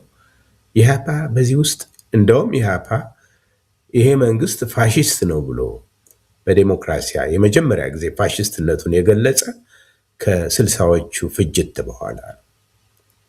እና እኛ የለውጥ ታጋዮች እንጂ የፍጅት አካሎች አይደለንም። አንድ እሱ ነው። በነጭ ሽብር ይተካል የሚለውን አዋጅ ለምን ሊወጣ ሆነ ታዲያ? እሱ የራሱ ነው። ነጭ ሽብርም የሱ ነው፣ የመንግስቱ ኃይለማርያም ነው። ቀይ ሽብርም የራሱ ነው። ቀይ ሽብር የተጀመረ የነበረው ማለት ነው። አብሶሉት ስሙንም ያወጣው እሱና መኢሶኖች ናቸው። ቀይ ሽብር የሚባል ነገር ኢትዮጵያ ውስጥ አይታወቅም ነበር። የራሽያን የስታሊን ተመክሮ ይዘው መጣው እነ ኃይሌ ፊዳ ለመንግስቱ ኃይለማርያም አስተማሩት። ያንን አካሄደ። ያ የተጀመረው በ69 ዓመተ ምህረት ነው። ደርግ ግን እየገደለ የሄደ ከ67 ዓመተ ምህረት ህዳር 14 ቀን ጀምሮ ግድያውን አላቆምም። የፍየል ወጠጤ የምትል ቀረርቶና አንድ ማርሽ ነበረው። ያቺ ማርሽ ወታደራዊ ማርሽ በተሰማች ጊዜ ማን ሞቶ ይሆን ተብሎ ቁጭ የሚባልበት ጊዜ ነው የነበረ እስከ 69 ድረስ። ቀዩን ሽብር በይፋ ደም ረጭቶ እስካወጀበት ጊዜ ድረስ ፍጅቱ እንደቀጠለ ነበረ። ኢህአፓ በዚህ ጊዜ ራሱ አሁን እንምጣ እንግዲያው እስቲ እንደው ጣልቃ ገብቼ ነው ይቅርታ ዶክተር። ይሄ ሁሉ ችግሮች እንዳሉበት እናውቃለን። አሁን ምንም ሰው የለም ይላል እና ሰው አላችሁ እንደተባለው ወይስ ትችቱ ጥሩ ነው ብለሃል? ኢህአፓ አላችሁ ሰው እንዴ? አብሶሉትሊ። ምክንያቱም ከ50 ዓመት በኋላ ያየኸው ትግል የኢህአፓ ትግል ነው አይደል? አሁንም እኮ ተቃዋሚ ብቻ ሆኖ የመጣ ኢህአፓ ነው፣ ሌላ የለም። አንድ ሁለተኛ የዴሞክራሲን ጥያቄ ያነሳ ይሄ ድርጅት ነው። ሌሎች ሁሉ ጥያቄውን እያነሱ የመጡ ኢህአፓ ቢጠፋም እንኳን ባይኖርም እንኳን የሱ ጥያቄ እስካሁን ድረስ ቀጥለዋል ማለት ነው። የሆነው ሆኖ ስላለ ለመተካት ችለዋል፣ ሌላ ትውልድ ለማስቀጠል ችለዋል። እና ግን ለመጥፎ ፋሽስታዊ ለሆነ ስራ፣ ሪአክሽነሪ ለሆነ ተግባር፣ አገርን ለማጥፋትና ለመገንጠል ለሆነ ዓላማ ሳይሆን አገርን ወደ ዴሞክራሲ ለማሻገር በሚል አዲሱ ትውልድ ተቀላቅሎታል። የኛ ጥያቄ ነው፣ ያነሳነው ጥያቄ ነው፣ አሁንም አለ። ግን አስተላልፈዋል። ችግር የሉብንም፣ በሀገርም በውጭም ጠንካራ ፓርቲ ነው፣ የአባላትም ችግር የለብንም እያልከኝ ነው ያለው። በሰዎቹ የሚነሳው ትችት ከንቱና ተራሉ ባልታ ነው። ልክ ያኔ እንደ መንግስቱ ኃይለማርያም እንዳልከው በ69 ዓመተ ምህረት እንደ ጻፏት አይነት ወረቀት ነች ትችቷ። አብሶሉትሊ ልክ ነው። ያ ነው የሆነው። እየሆነ ያለው ለምንድን ነው? እኛ ቀጥለናል እኮ በእውነት መኢሶን የሚባለው የለም፣ መንግስቱ የለም፣ ሌሎች ፓርቲዎች ሁሉ የሉም። እኛ ኤግዚስት አድርገናል አይደል? ከዚህ በላይ ማመሳከር ምንም ነገር የጠላቶቻችን እንትን እንኳንስ ጠላቶቻችን እኛን አሁን ወደ አንድ ጓደኛ ወደ ብልጽግና ያዘነበለ ጓደኛ እኔ ኢህአፓን የለቀኩለት ነው ኢህአፓ የሞተ አለኝ። ኢህአፓ እየተንቀሳቀሰ ነው እና እንዲህ አይነት አባባል የሚቀጥል ነው ማለት ነው። ከልብ አመሰግናለሁ ዶክተር መንግስቱ ሙሴ። ወደ ናትናኤል ልሂድ። ስላስቸኮልኳቸው ይቅርታ ጠይቃለሁ፣ ያው ከሰዓት አኳያ ስለሆነ ነው። ናትናኤል እንግዲህ ስራው እየሰራችሁ ነው እንዳልከው፣ በተለይም ትብብር ለኢትዮጵያ እስካሁን እኔ አፈንግጧል ነበር ያልኩት፣ አንተ ገና ብዙ ምንሰራው ስራ አለ እያልከኝ ነው ያለው። ግን በተጓዳኝ ይሄ የጋራ አብሮ የመስራት ጉዳይ አንተም ያው ስለነበርክበት ነው። ከቅንጅት ምን ተምራችኋል? ተመልሶ አሁንም እንደዚህ አይነት ነገር እንዳይከሰት የተቋጠረ የተያዘ በግ ያስቀመጣችሁት ነገር አለ ወይስ ልክ መጨረሻ ላይ አይታል የቅንጅት ጉዳይ በጣም በሚያሳዝን እንደዛ ይሆናል ተብሎ ባልተገመተ ባልተጠበቀ ሁኔታ በጣም በሚያሳዝን ሁኔታ የኢትዮጵያን አንገት ያስደፋ ተግባር የተፈጸመበት እንደሆነ የምናስታውሰው ነው እና አሁንም ለዚች ለመጫዋ ሲባል ነው ትብብር ለአንድነት በሚል ገና ካሁኑ የመዳከምና እንደኔ እይታ ማለት ነው እና በሁሉም ነገር በጋራ መቆም ሲገባ እንደዚህ አይነት ክፍተቶች እንዳይፈጠሩ የታሰረ ውላላችሁ እንደው ጠንክራችሁ እንኳን ብትቀጥሉ ማለት ነው እና የመጨረሻ ውጤቱ ላይ ችግር እንዳይከሰት ምን የታጠረ ውላላችሁ ወይም ምን ተምራችኋል ከቅንጅት? ተምረናል። እንግዲህ አንዳንዶቻችን በዛ ውስጥ ያለፍን ልጆችም ወጣቶችም ብንሆን የዛ ታሪክ ወራሾች ነንና በአስተማሪ እንትኑ እናስታውሰዋለን። ዝሮ ምንድነው 4 ዓመታችን ነው እንግዲህ አብረን ተባብረን እየሰራን ያለ ነው። አሁን የተጀመረ ለምርጫ ሲባል የተመሰረተ ጥምረት አይደለም። አንድ ደረጃ ከፍ አለ አደገ እንጂ ሞስት 4 ዓመት አካባቢ አብረን ባህሬ ለባህሬ አሰራራችንም ተለማምዶ አሁን ለዚህ ጥምረት በቅተናልና አንዱ አሁን ሀገሩ ያለ በሚል ተደራጅታችሁ ነው ወይስ በተናጠል ያው በየፓርቲ እንተዋወቃለን? ትብብር ነበር የሚለው ትብብር ለኢትዮጵያ ስያሜው አሁን ቅርብ ጊዜ የወጣ ነው። ነገር ግን በትብብር ነው የቆየው። ትብብር ነበር የሚባለው እና አሁን ይሄ ህጋዊ ሆኖ ያኛው ምንድነው ፎርማል አደረጃጀት እንትን ውስጥ ሳይሆን ይቅርታ በጣም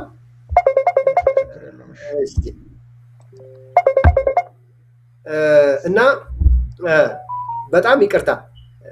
እሺ ምናልባት ማውራት ካለብህ እንግዲህ ላስወጣ አይደን አስቸኳይ ነገር ከሆነ ምንም ችግር የለውም። ማውራት አይ ችግር የለም። አይደለም አሁን ብትዘጋው እንደሽ መዝጋት ከተቻለ ወይም እየሞከርኩ ነው ችግር የለም። ዝጋው እንዳይረብሽ ቴንሽንትን ሀሳብህን እንዳይወስድ ይቅርታ። ምናልባት ዶክተርም ብትዘጋው እንዳትቸገሩ። እሺ ቀጥል። እና አሁን ሀገራችን ላይ ያለው ችግር ነው አንዱ የትብብራችን ምክንያት እሱ ነው። ስለዚህ እንትን አይደለም ልን ነው ምልህ የግለሰብ ጥቅም የግለሰብ ፍላጎት የፓርቲ ምንትን የሚለያየው አይደለም። በዛ ላይ ረዘም ላለ ጊዜ በትብብርም የቆየን ስለሆነ በተናጠል የምንሰራቸውን በተናጠል እንሰራለን። በጋራ የምናደርጋቸውን ነገሮች ደግሞ በፍጹም ላለመለያየት እና ከታሪክም ከራሳችንም እንትን ስለሆነ እንግዲህ ብዙዎቹ ቅንጅት ፓርቲ ውስጥ በአንድም በሌላ መንገድ የተሳተፉ አባሎች አመራሮች ነው ያሉት እና ከዛ ትምህርት ወስደን በትዕግስትና በመቻቻል አብረን ለጋራ ዓላማ ቁመን ያለ ነው። አይ ቲንክ ትምህርት አግኝተንበታል። ከዛ የተቋጠረ በውል ወይም በህግ የተቋጠረ ደንብ አለን ተመዘገበ የሚታወቅ መተዳደሪያ ደንብ አለን። ያን መተዳደሪያችን ጠብቀን ነው አብረን እየሰራን ያለ ነው። ስለዚህ ትብብራችን ትብብር ለኢትዮጵያ አንድነት ቅንጅት ከምርጫም ባሻገር ከምርጫም በፊት የነበረ ነው፣ ከምርጫም በኋላ የሚቀጥል ነው። ለምርጫ ጊዜ ብቻ አይደለም እና በተቻለ መጠን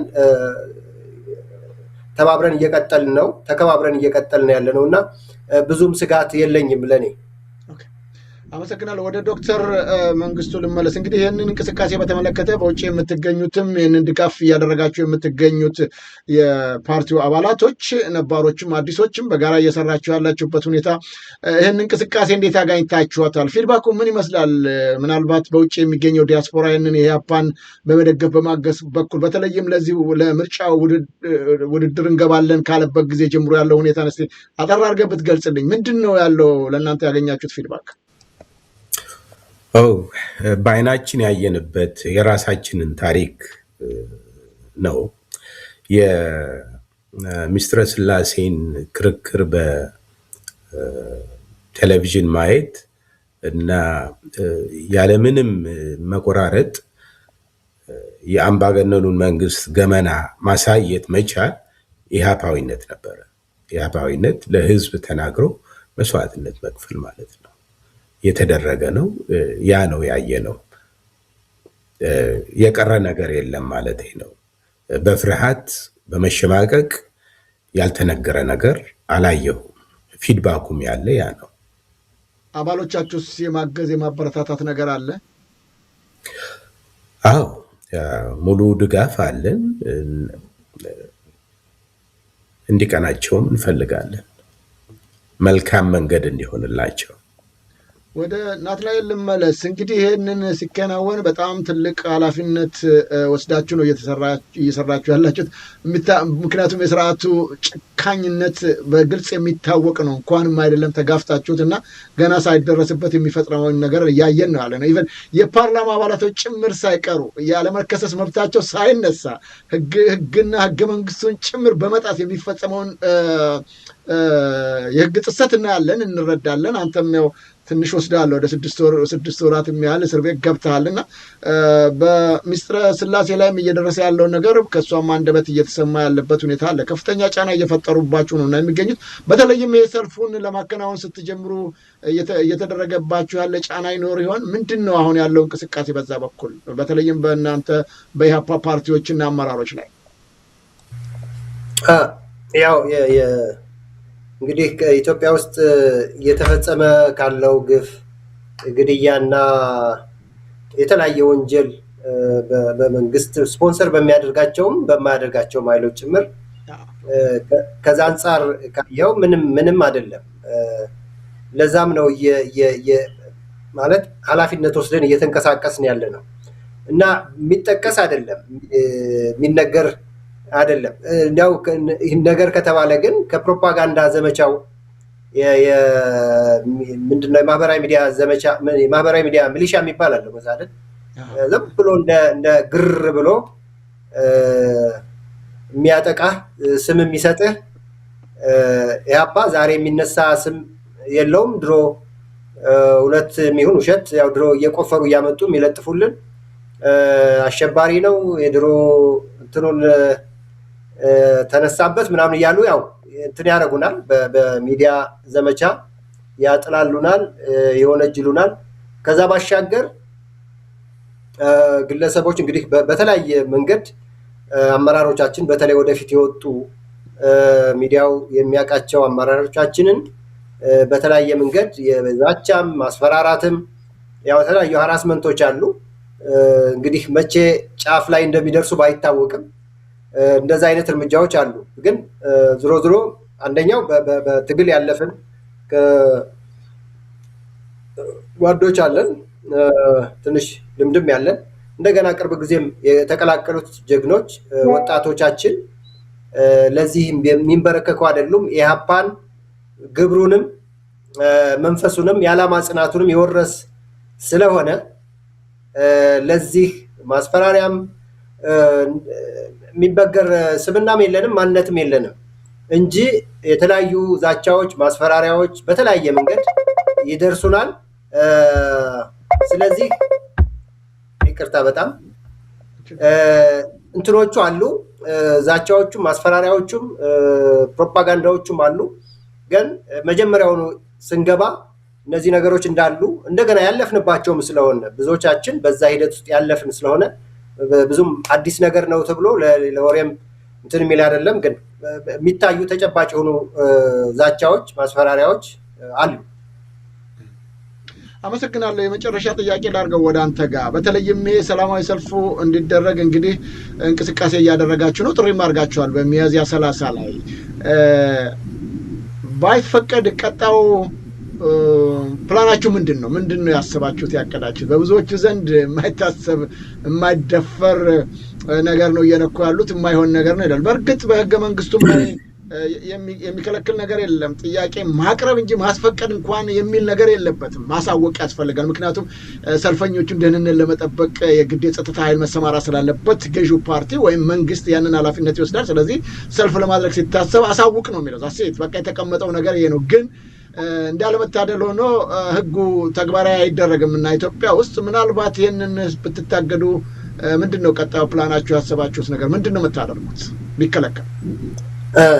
በኢትዮጵያ ህጋዊ ያልሆነ የሚወሰነው በገዢው ፓርቲ ፍላጎት ነው እንደምታውቁት እንጂ መብታችን ነው መጥራት።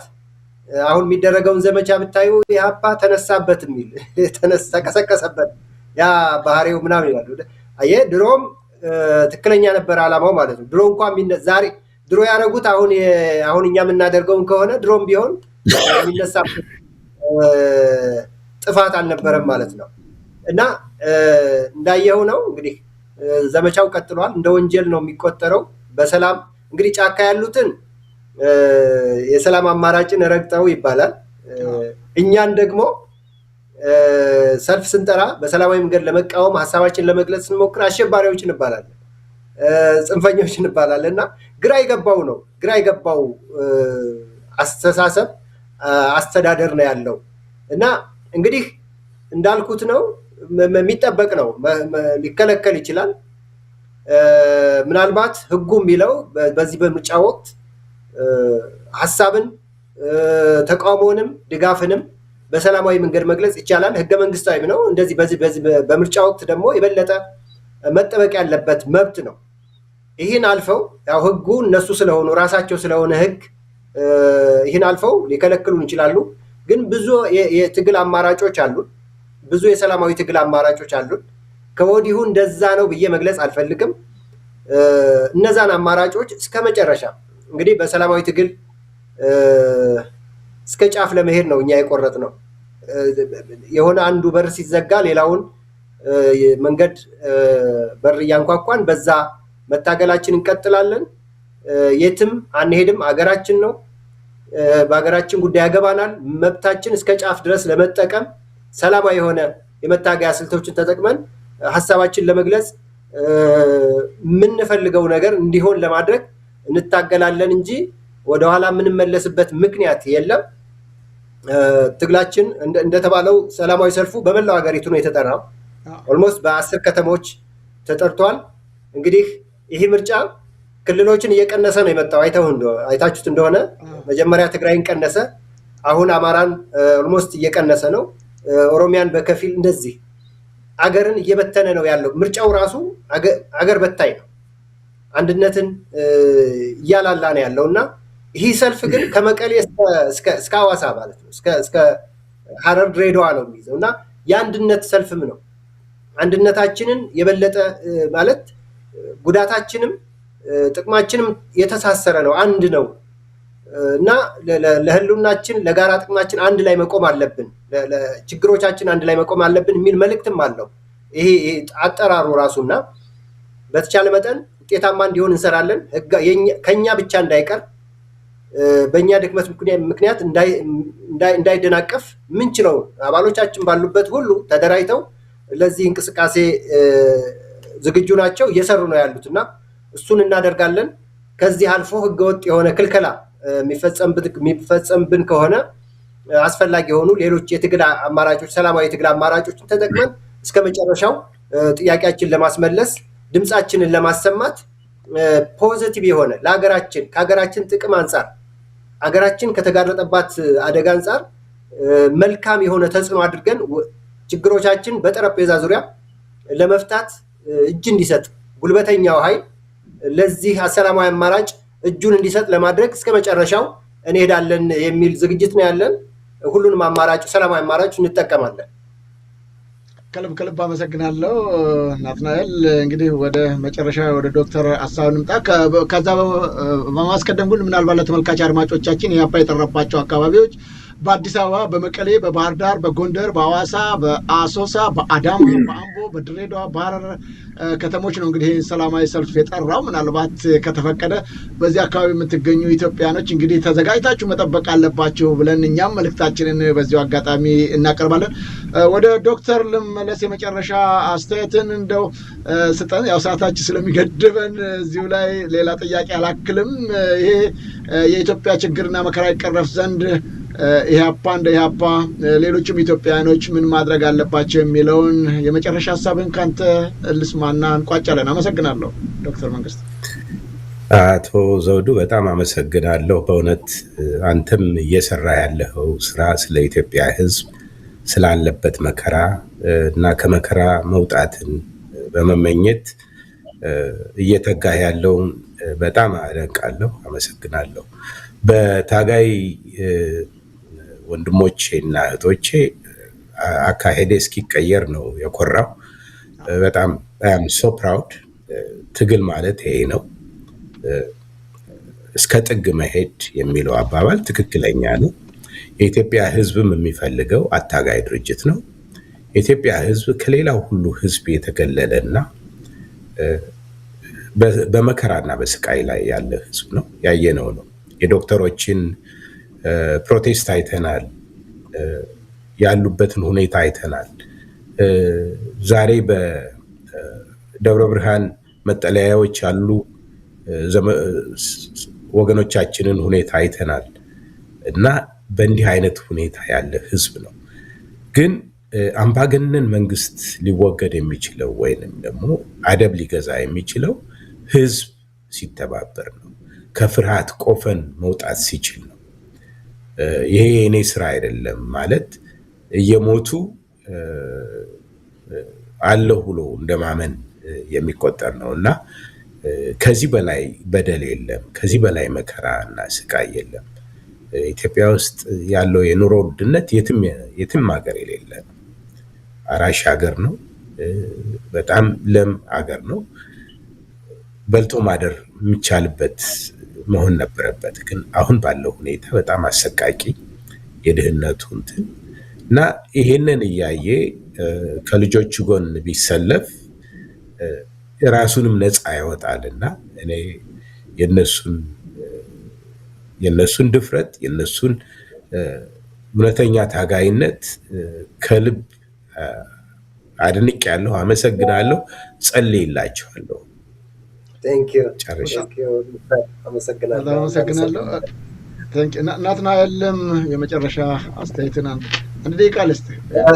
እናመሰግናለን። እኔ አመሰግናለሁ በግሌም አንተም ወንድም ዘውዱ ለሀገርህ ድምፅ በመሆን ለግፋዋን ድምፅ በመሆን እንደዚህ አይነት ድምፆችን እንግዲህ የታፈኑ ድምፆችን ለአደባባይ በማብቃት ለእኛ ድምፅ በመሆን ለምታበረክተው አስተዋጽኦ ለተጋድሎ ማመስገን እፈልጋለሁ።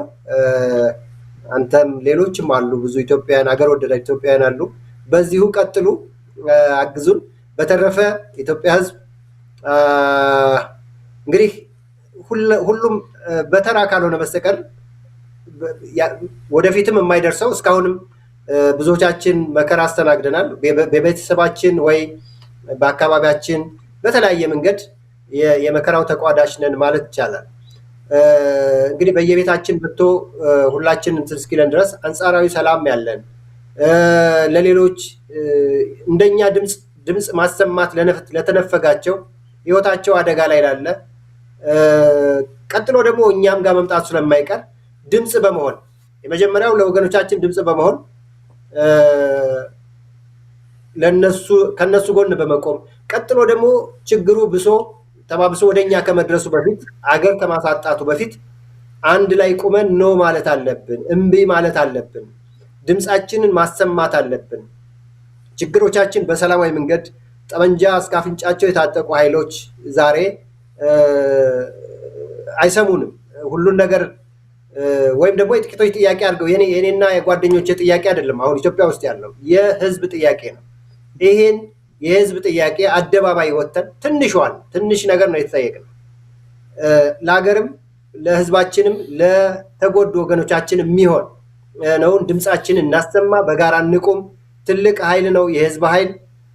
ችግሮቻችን በሰላማዊ እንዲፈቱ በሰላማዊ መንገድ ዛሬ ብርቱ የሚመስሏቸው የመሰሉን ኃይሎች የማንበርከክ ትልቅ አቅም አለው። ድምጻችን፣ አንድነታችን፣ አንድ ላይ እንቁም፣ ወደ አደባባዮች እንውጣ፣ ከጎናችን ቁሞ አብረን ቁመን ድምጻችን እናሰማ ማለት ፈልጋለሁ። አመሰግናለሁ። ከልብ አመሰግናለሁ ወንድማችን ናትናኤል መኮንን ስለ ጊዜያችሁ። ዶክተርንም እንደዚሁ ዶክተር መንግስቱ በጣም አመሰግናለሁ። በቀጣይ እንግዲህ በሌሎች ጉዳዮች ላይ እስከምንገናኝ ሁለታችሁንም ከልብ አመሰግናለሁ በተመልካች አድማጮቻችን ስም። እናመሰግናለን። ክቡራን ተመልካች አድማጮቻችን ከእንግዶቻችን ጋር ያደረግነው ሰፋ ያለ ውይይት የኢህአፓን እንቅስቃሴ በተመለከተና ወቅታዊ ጉዳዮችን በሰፊው ሄደናል። እንግዲህ በተለይም ወንድማችን ናትናኤል መኮንን በዛው በቦታው በስፍራው ነው የሚገኘው። ከፍተኛ ችግር መከራ እየደረሰባቸው የሀገራቸውን ጉዳይ አንድ ልባት ለማስገኘት የሚያደርጉትን ጥረት በእውነቱ እናደንቃለን። በትጥቅ ትግል የሚሆን በሰላማዊ ትግል ለሚያደርጉት ትልቅ አክብሮት አለን። በጣም እናመሰግናለን። በርቱ ነው የምንለው። እንግዲህ እግዚአብሔር ሀገራችንን ሰላም እስከሚያደርግ ሁላችንም እንደየሙያችን እንደየአቅማችን የበኩላችንን ጥረት ማድረግ አለብን። በዚህ መበርታት አለብን ነው የምለው። እንግዲህ ክቡራን ተመልካች አድማጮቻችን ከእንግዶቻችን ጋር ረዘም ያለ ውይይቶችን አድርገናል። ከዶክተር መንግስቱ ሙሴ እንደዚሁም ደግሞ ከወንድማችን ናትናኤል መኮንን ጋር ያደረግነው ሰፊ ውይይትን ይመስል ነበር። በቀጣይ በሌሎች እንግዶች እስከምንገናኝ ሰላም ጤና ስጥልኝ እያልኩ የምሰናበታችሁ ይህንን ዝግጅት ከእናንተ ጋር በመብራት አብሬ የነበርኩትን የዘውዱ መንግስት የነበርኩ። መልካም ጊዜ። ጤና ይስጥልኝ።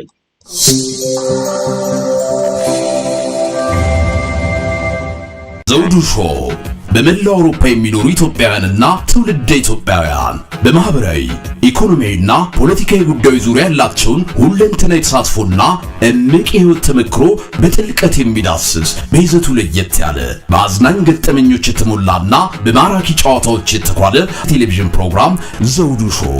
ቁም ላለው ቁም ነገር ሲሹም ለተዝናኖት በያሉበት ዘውዱ ሾው